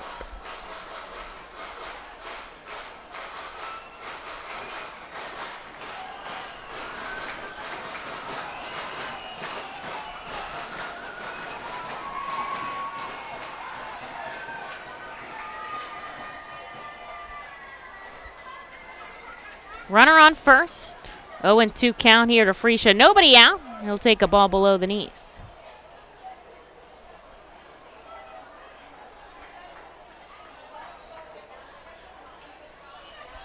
First time we're seeing Brad Case. He comes in with a 3.45 ERA. 6.6 up there on the mound, making him even a little bit taller as the 1-2 comes into Freesia. Trying to get it up the middle, and he does. Marquardt's going to hustle to third. He's legging it out, and he slides in safely. Marquardt takes advantage of the miscues defensively by Altoona. Vito Freesia puts runners on the corners here with nobody out.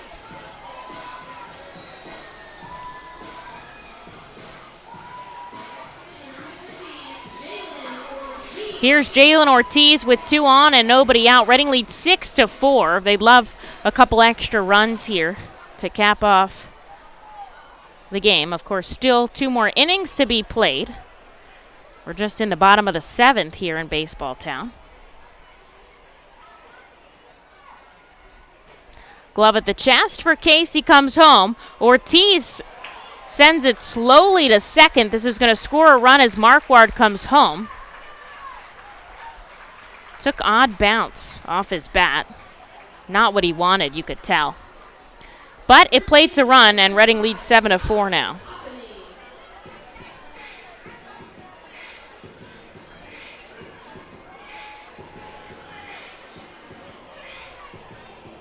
Here's Josh Akami with Freesia in scoring position and 1 away.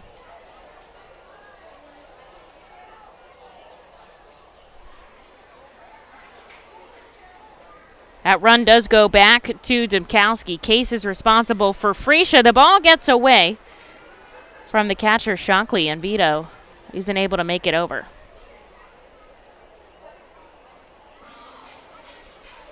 Crowd excited here. They've seen a really good game. Reading's pouring on the offense, and their pitching has been pretty solid for the most part.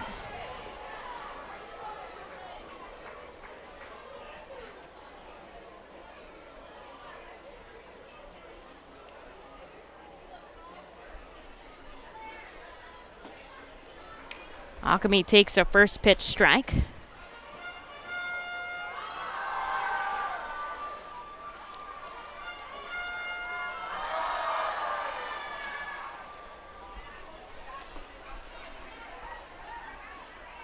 Working slowly is Case. The righty looks back at second. Now he comes home to Josh in the dirt once more. Good block by Shockley to keep it in front of him.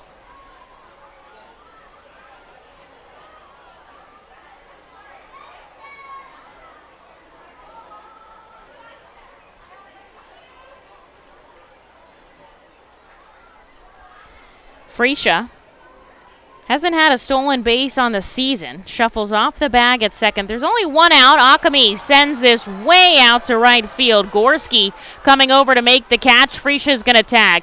Here's the throw. It is a bullet to third, but Freesia slides in on the other side of the bag safe. What a tag and run by Vito to make it to third. Now he's 90 feet from home with 2 outs on the board.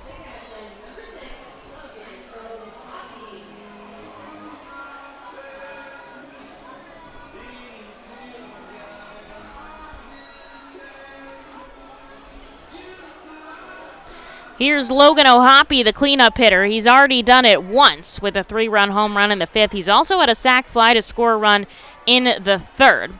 But he'll come up with a runner on third base and 2 outs here in the bottom of the 7th. Reading's already plated 1 run, making it 7-4. As Logan takes the ball outside. He's now the Phillies' number 4 prospect, and they just traded away a catcher who was up in AAA Austin wins. Now, there's still a couple people ahead of him. Case comes home. Ohapi takes a called strike on the outside. So, obviously, you've got JT Realmuto up in the major leagues, and he is backed up by Garrett Stubbs up there, who I think is pretty well liked. Also, I think he might be available to play the infield as well if necessary. Case comes home. Outside, called strike 2. Then in AAA, you've got a couple of guys up there. Obviously, Rafael Marchand, Edgar Cabral, Donnie Sands. And here we have Logan Vito and Jack Conley all available to catch. So I don't know what the moves that the Phillies plan on making, but I do know Logan has said, he's not making the decisions here. He's just going to go out and play his best and try to help them make their decisions, so to speak. And he's done a really good job of doing that. He's leading the team in most offensive categories. Here's the 1-2. It's in for a called strike 3. He's rung up by Johnson to end the frame, but Reading does get one on the board. An RBI by Jalen Ortiz scores Hunter Marquardt. It's 7-4. Top of the 8th coming at you here in Baseball Town.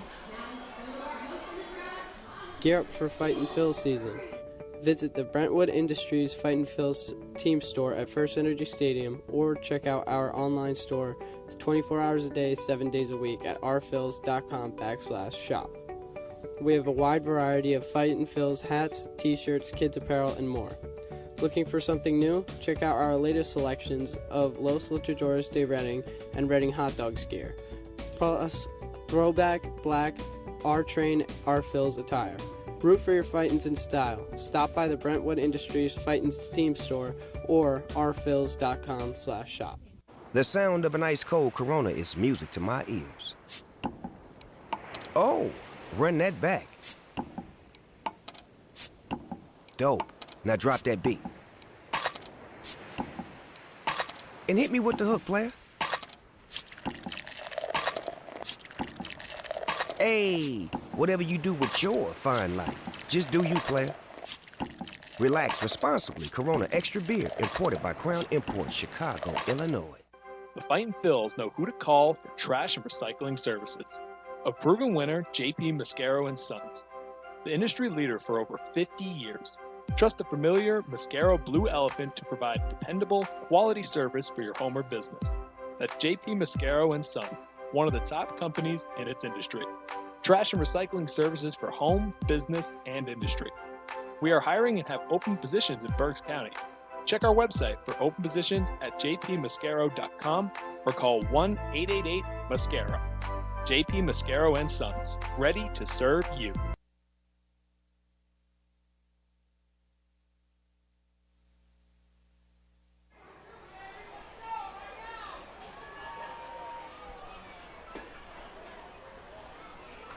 Mike Adams is going to come out for another inning of work. Reading was able to plate 1 run in the bottom of the 7th, so they lead 7-4 here in the top of the 8th for Gorski, Sable, and Peguero.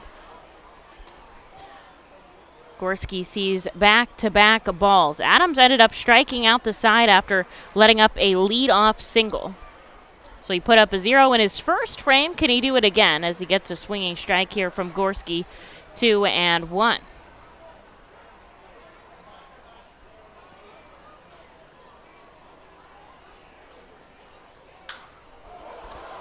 Way out to left goes Gorski. Looking back is Corridor. That's a solo shot. And it's 7-5. Crowd is booing here.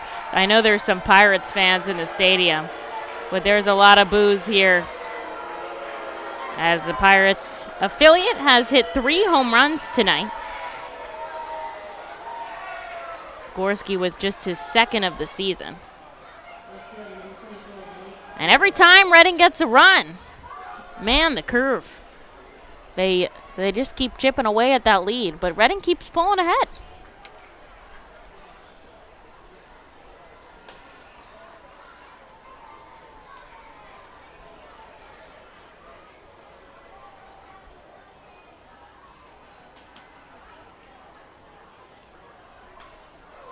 This is popped back by Sable, very close to my booth.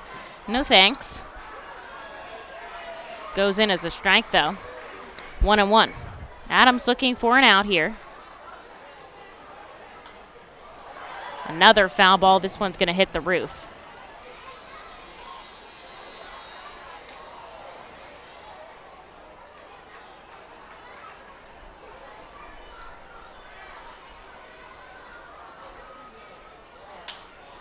Slow roller into the glove of Josh Ockamy up the first baseline. He'll make the play unassisted, and there's out number 1.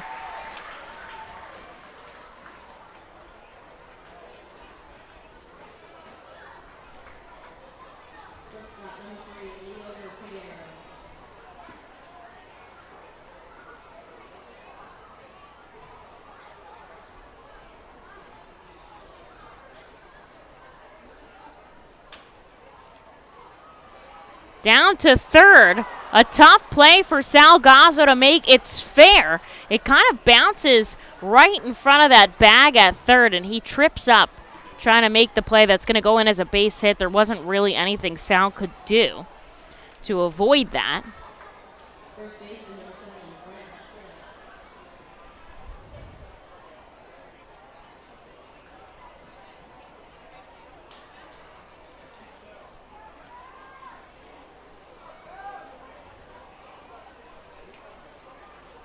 With a runner on first and just one out here, Mike Adams will face Brent Sitta.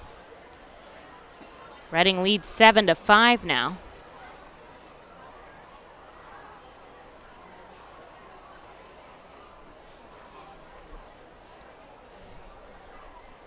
Glove behind his head.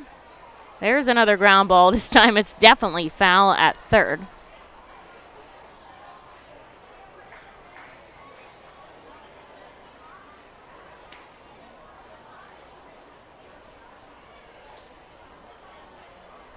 Back in the righty batter's box is Sitta. He's 1 for 3 today. He had a solo home run in the 6th. Takes this out to center. Not enough on it this time. Racing in is Marquardt. He slides. He can't make the catch. It was a great effort. It was just no man's land there in shallow center field. And 2 hits that, you know, maybe they could have been outs, maybe not. They're such tough plays, and Reading put the best show on defensively that they could have been. That's honestly been one of their best parts of their games this whole season. Just unlucky, honestly, or lucky if you're the Curve with the way those 2 plays have gone. Here's Lolo Sanchez, who's 0 for 3 with some strikeouts today. He'll come up with 2 on and just 1 out. Now, 1 swing of the bat can make the difference in the world. We're going to see a visit from the pitching coach, Matt Hockenberry, here. The entire infield's going to come in. Somebody's warming up down in the bullpen. Is it Ofrady Gomez? Yes, it is.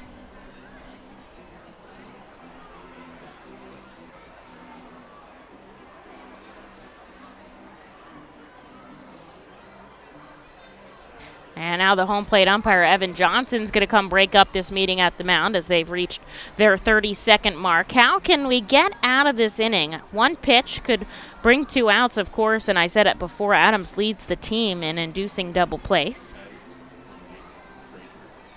And they're actually going to pinch hit here for Lolo Sanchez as they send up the lefty Matt Frazier. Here with 2 on and just 1 out. Frazier had the night off today after playing yesterday, where he went 0 for 3. But a lefty here instead of the righty Sanchez against Adams.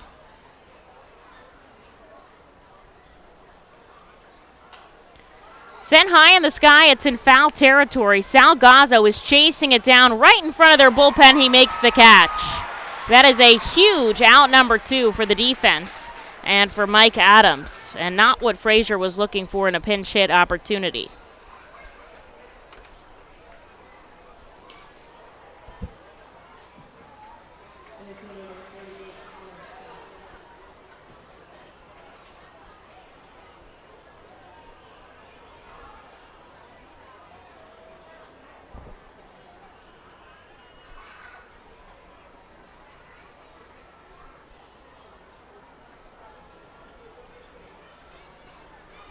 Connor Scott from the left side sends this one out to the outfield.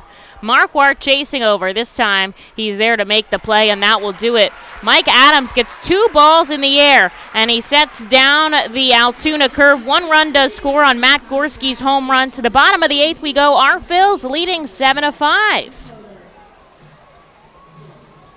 K Pool and Spa offers a variety of expert services for both in and above ground pools and hot tubs. They provide the service for Pool Pavilion at the FirstEnergy Stadium and keep it clean and maintained throughout the entire season.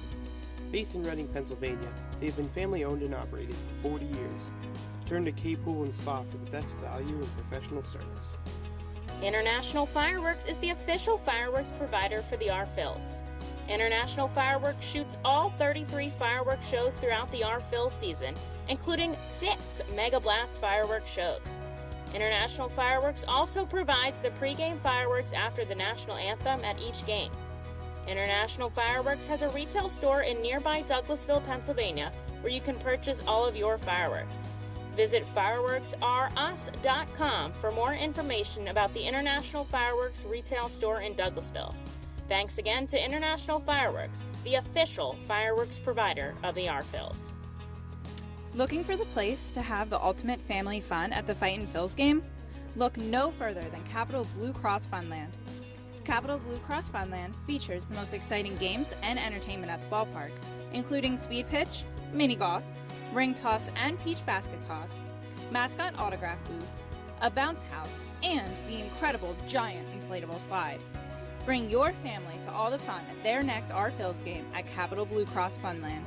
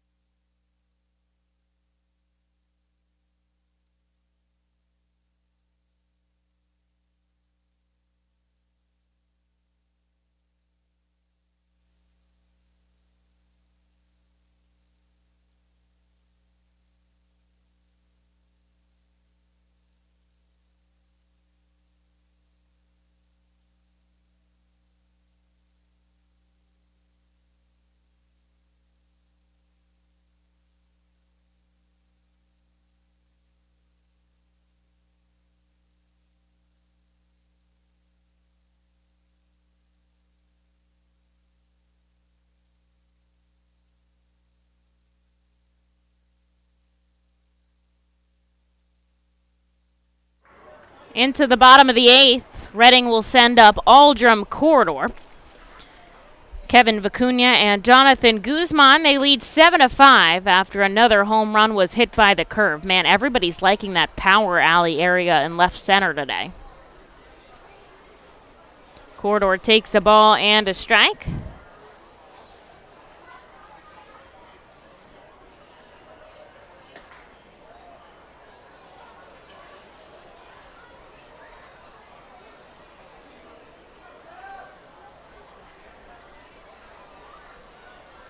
A pitching change has occurred by the Altoona curve. Brad Case hands the ball over to Austin Ross, who comes from the Alvernia University bullpen. Corridor sends this up the middle. It's sharp, but it goes right into the glove of Peguero, who's playing in the shift.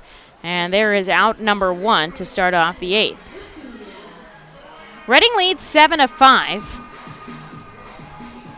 9 hits to Altoona's 6. Everybody's been clean in the field. The Fightin' Phils look like they're going to send Ofrady Gomez in for the top of the 9th and try to end it there if they can here at home. The Fightin' Phils will bat last if needed. Here's Kevin Vicuña from the right side. Takes a first pitch strike from Austin Roberts.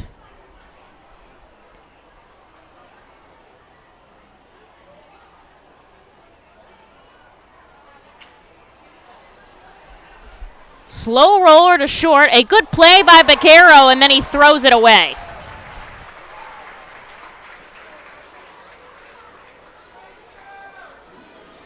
He fielded it well, barehanded, tried to make the spin move, and then just tossed it way over Sita's head. I think Vicuña would have beat out the throw even if it was perfect. It was such a slow roll, and he got out of the box fast, but I'm going to have to see how our official scorer rules that. Either way, he's safe on first with just 1 out. Here's Jonathan Guzman.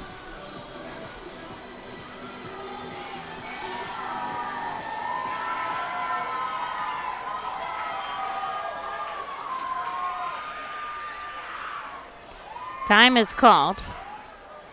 Guzman steps out. Now will settle back in the righty batter's box. Shuffling off the bag at first is Vicuña. He's already has to dive back in, and it gets way away from Sita. And he's going to take second with ease. That should be an error on the pitcher, I would think. It is an error by the pitcher, and they tell me that Vicuña reached on a single. So he's had a multi-hit game today, and now he's gotten himself in scoring position here for Jonathan Guzman.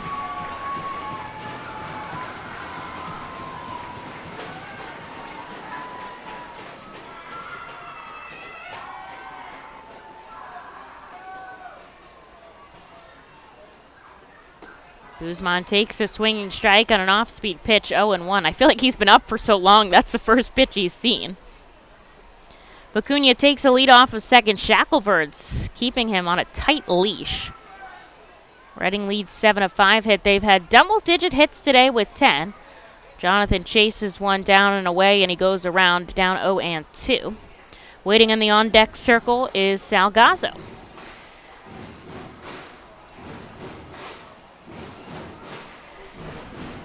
On the bench today for the Fightin Phils, Chris Sharp,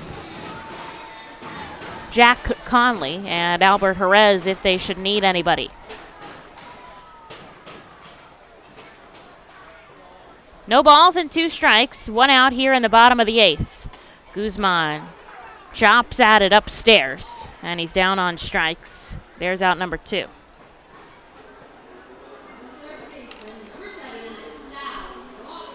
Here's Salgazzo now.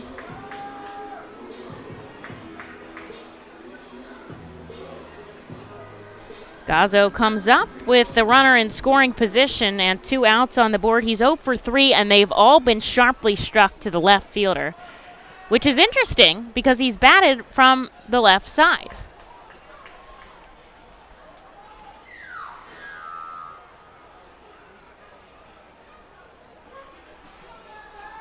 Takes the first pitch foul back into the net behind home plate.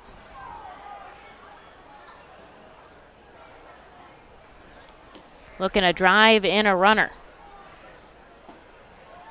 That one's inside. Good frame by Shockley, but he doesn't get the call he's looking for.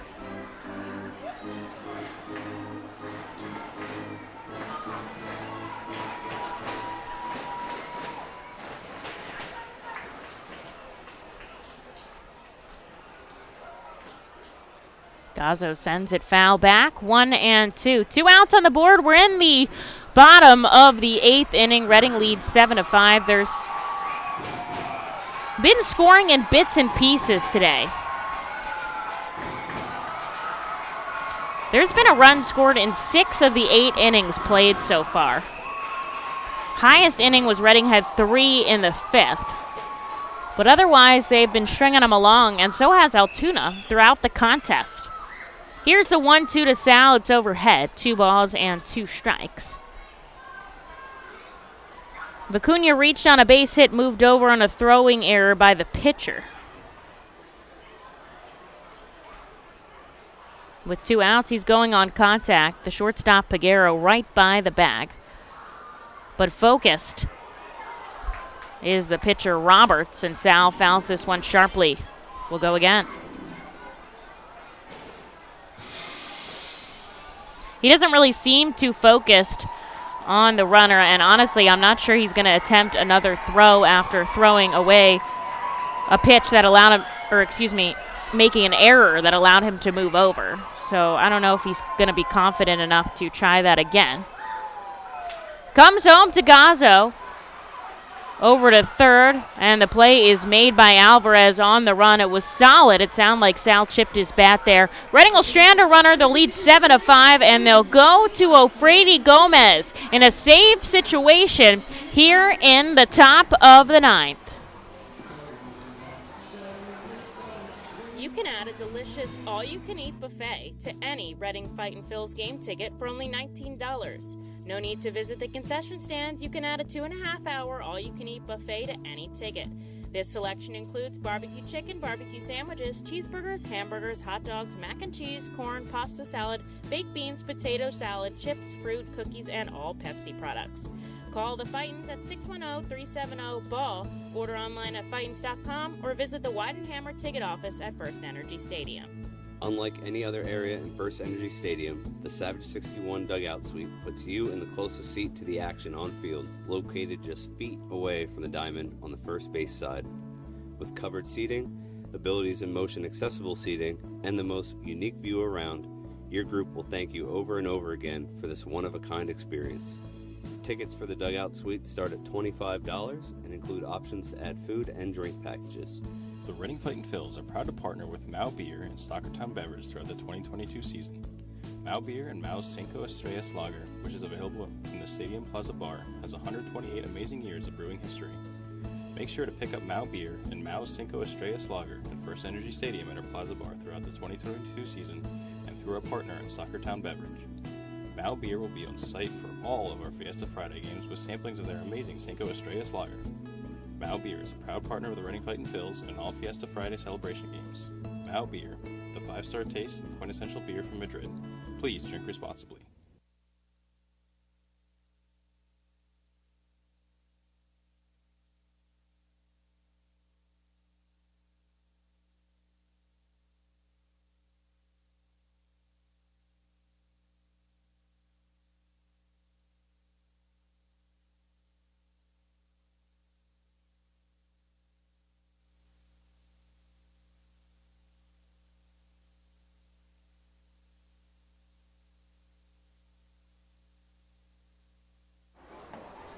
Ofrady Gomez in for the save situation here in the top of the 9th inning. Reading leads 7-5. He'll see Shackleford, Shockley, and Alvarez. Brian Marconi, the typical closer, probably not available today as he's thrown the last 2 nights. He threw an inning on Wednesday and an inning yesterday. I've never seen somebody go 3 days. So I imagine he is not available off the bench today, and that's why we've got Ofrady Gomez, who's more than capable here as he gets Shackleford down 1-2.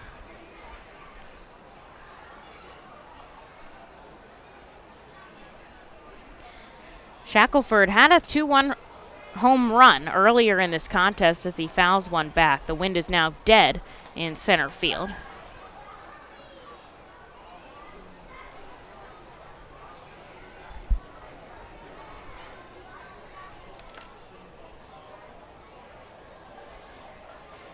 Gomez, glove at the chest, a big leg kick, and the righty fires home off speed, and he gets Shackleford to swing and miss. There's one here in the top of the 9th. The Fightin' Phils trying to avoid playing the bottom half. The home team leads 7-5, so they won't need it, but it's there if necessary. Here's Dylan Shockley with one away. He's 1 for 3 on the contest. Gomez sends a first pitch strike at the knees. Does have a save under his belt. Did that on June 2nd at Hartford. Gets a swinging strike at a Shockley. He's down 0-2. Gomez came up to us from the FCL on May 10th, and he's been pretty solid. In 6 out of 10 appearances, he hasn't allowed a run. So 60% of the time, he is perfect. Which is pretty good. Second lowest ERA in the team. Eric Miller leads that category, but he's still really solid. 1.88. I mean, under 2 is very impressive. Sends the ball outside to Shockley with 1 out on the board. Infield, outfield, back deep. Here's the 1-2. Just below the knees. The crowd not too happy with that call. They want him gone.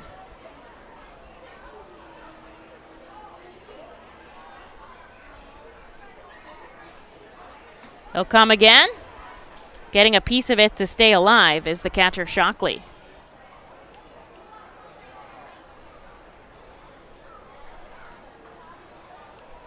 Reading leads 7 runs on 10 hits, 5 runs on 8 hits for the Altoona Curve.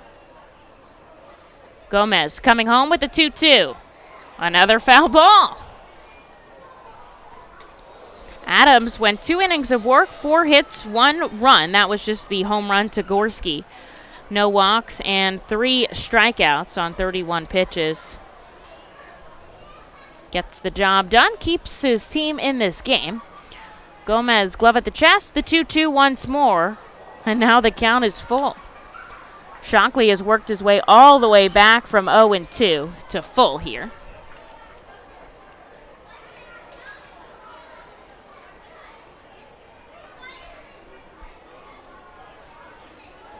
And here's the payoff pitch. Swing and a miss. He uses a breaking ball to get Shockley to chase, and now there's 2 outs on the board.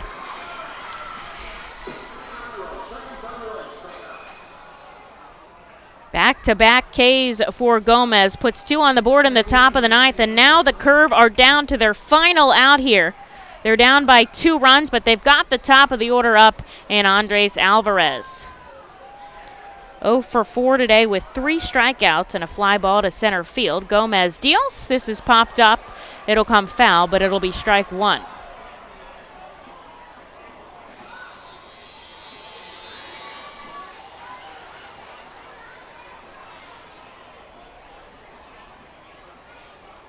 Reading leading this series 2-1. Looking to make that 3-1. Gomez misses below the knees 1-1. That would mean a minimum of a split in the 6-game set. We've got 2 more tomorrow night, 6:45 at the ballpark, Sunday, 5:15. Gomez with the 1-1, a wild swinging strike out of Alvarez as he hits 97 with his fastball upstairs, 1-2, and now the Curve down to their final strike here. Fans have seen fireworks throughout this game. They'll see fireworks post-game here at the ballpark as well. They're all on their feet. They're cheering for their hometown team. And Gomez with the 1-2, 2 outs upstairs will go again. A little interest in here.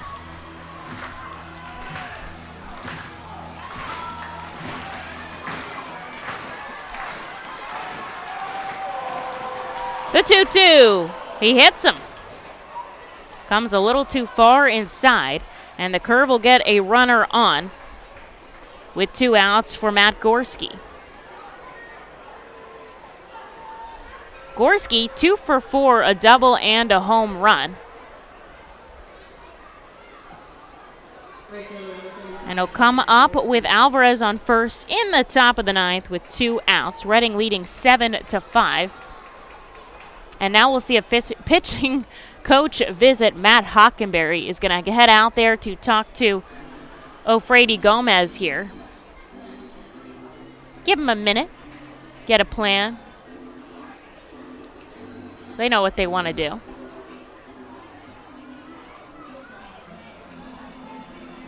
Big crowd here at the ballpark, 5,308. Your official attendance presented by PSECU. Great crowd, but can we fill her tomorrow? Saturday night's supposed to be really nice here. Post-game fireworks.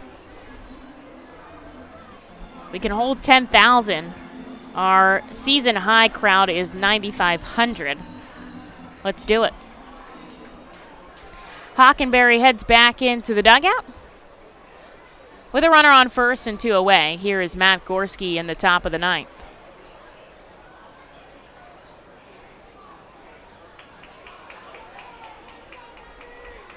Reading leads 7-5. The righty takes a first pitch ball outside. Gomez got the first 2 batters he saw in this frame out on strikes. Then he hit a batter to send Alvarez to first.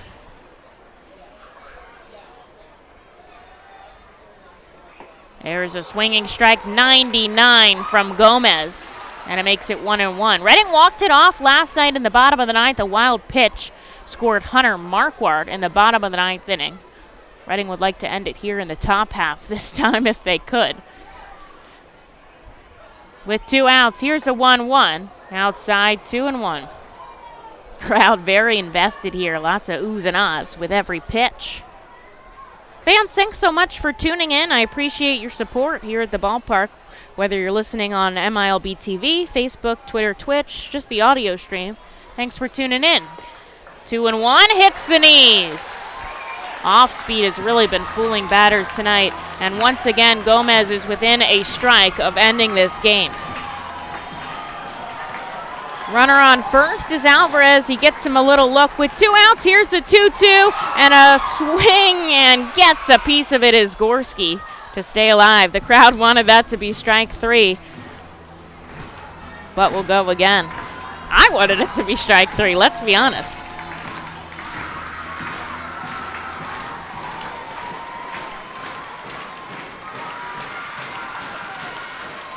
Two balls, 2 strikes, 2 outs, grounded foul.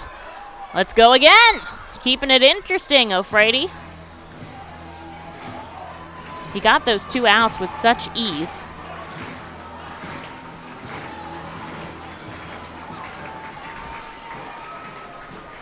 Runner on first, 2 away. Reading leads 7-5 here. The 2-2 to Gorski. Inside, and the count is full.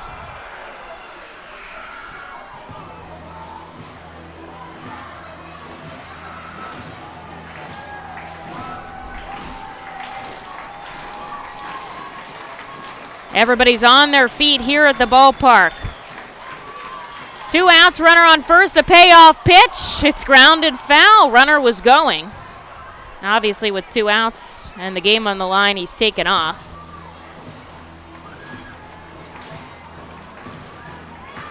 This has been a long at-bat here for both of these guys. That was pitch number 8. So 9 impending with a runner on first and 2 away. Reading leads 7-5. Here's the 3-2, fouled again. That guy's got to be out of baseballs down there.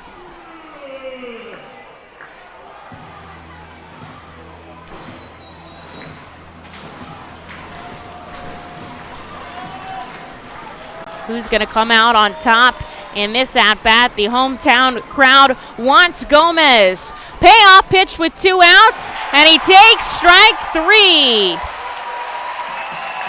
Goes around, tries to hold up, but he just can't, and O'Frady Gomez gets the job done, striking out the side. Your R-Phils take game 4 of the set, 7-5, a save for O'Frady Gomez, and they lead the series 3-1. Lots of fun stuff going on in this contest, fans. Thanks so much for tuning in. Your R-Phils 7, Altoona 5. Tomorrow night's game, 6:45. Feel free to join me here on the broadcast.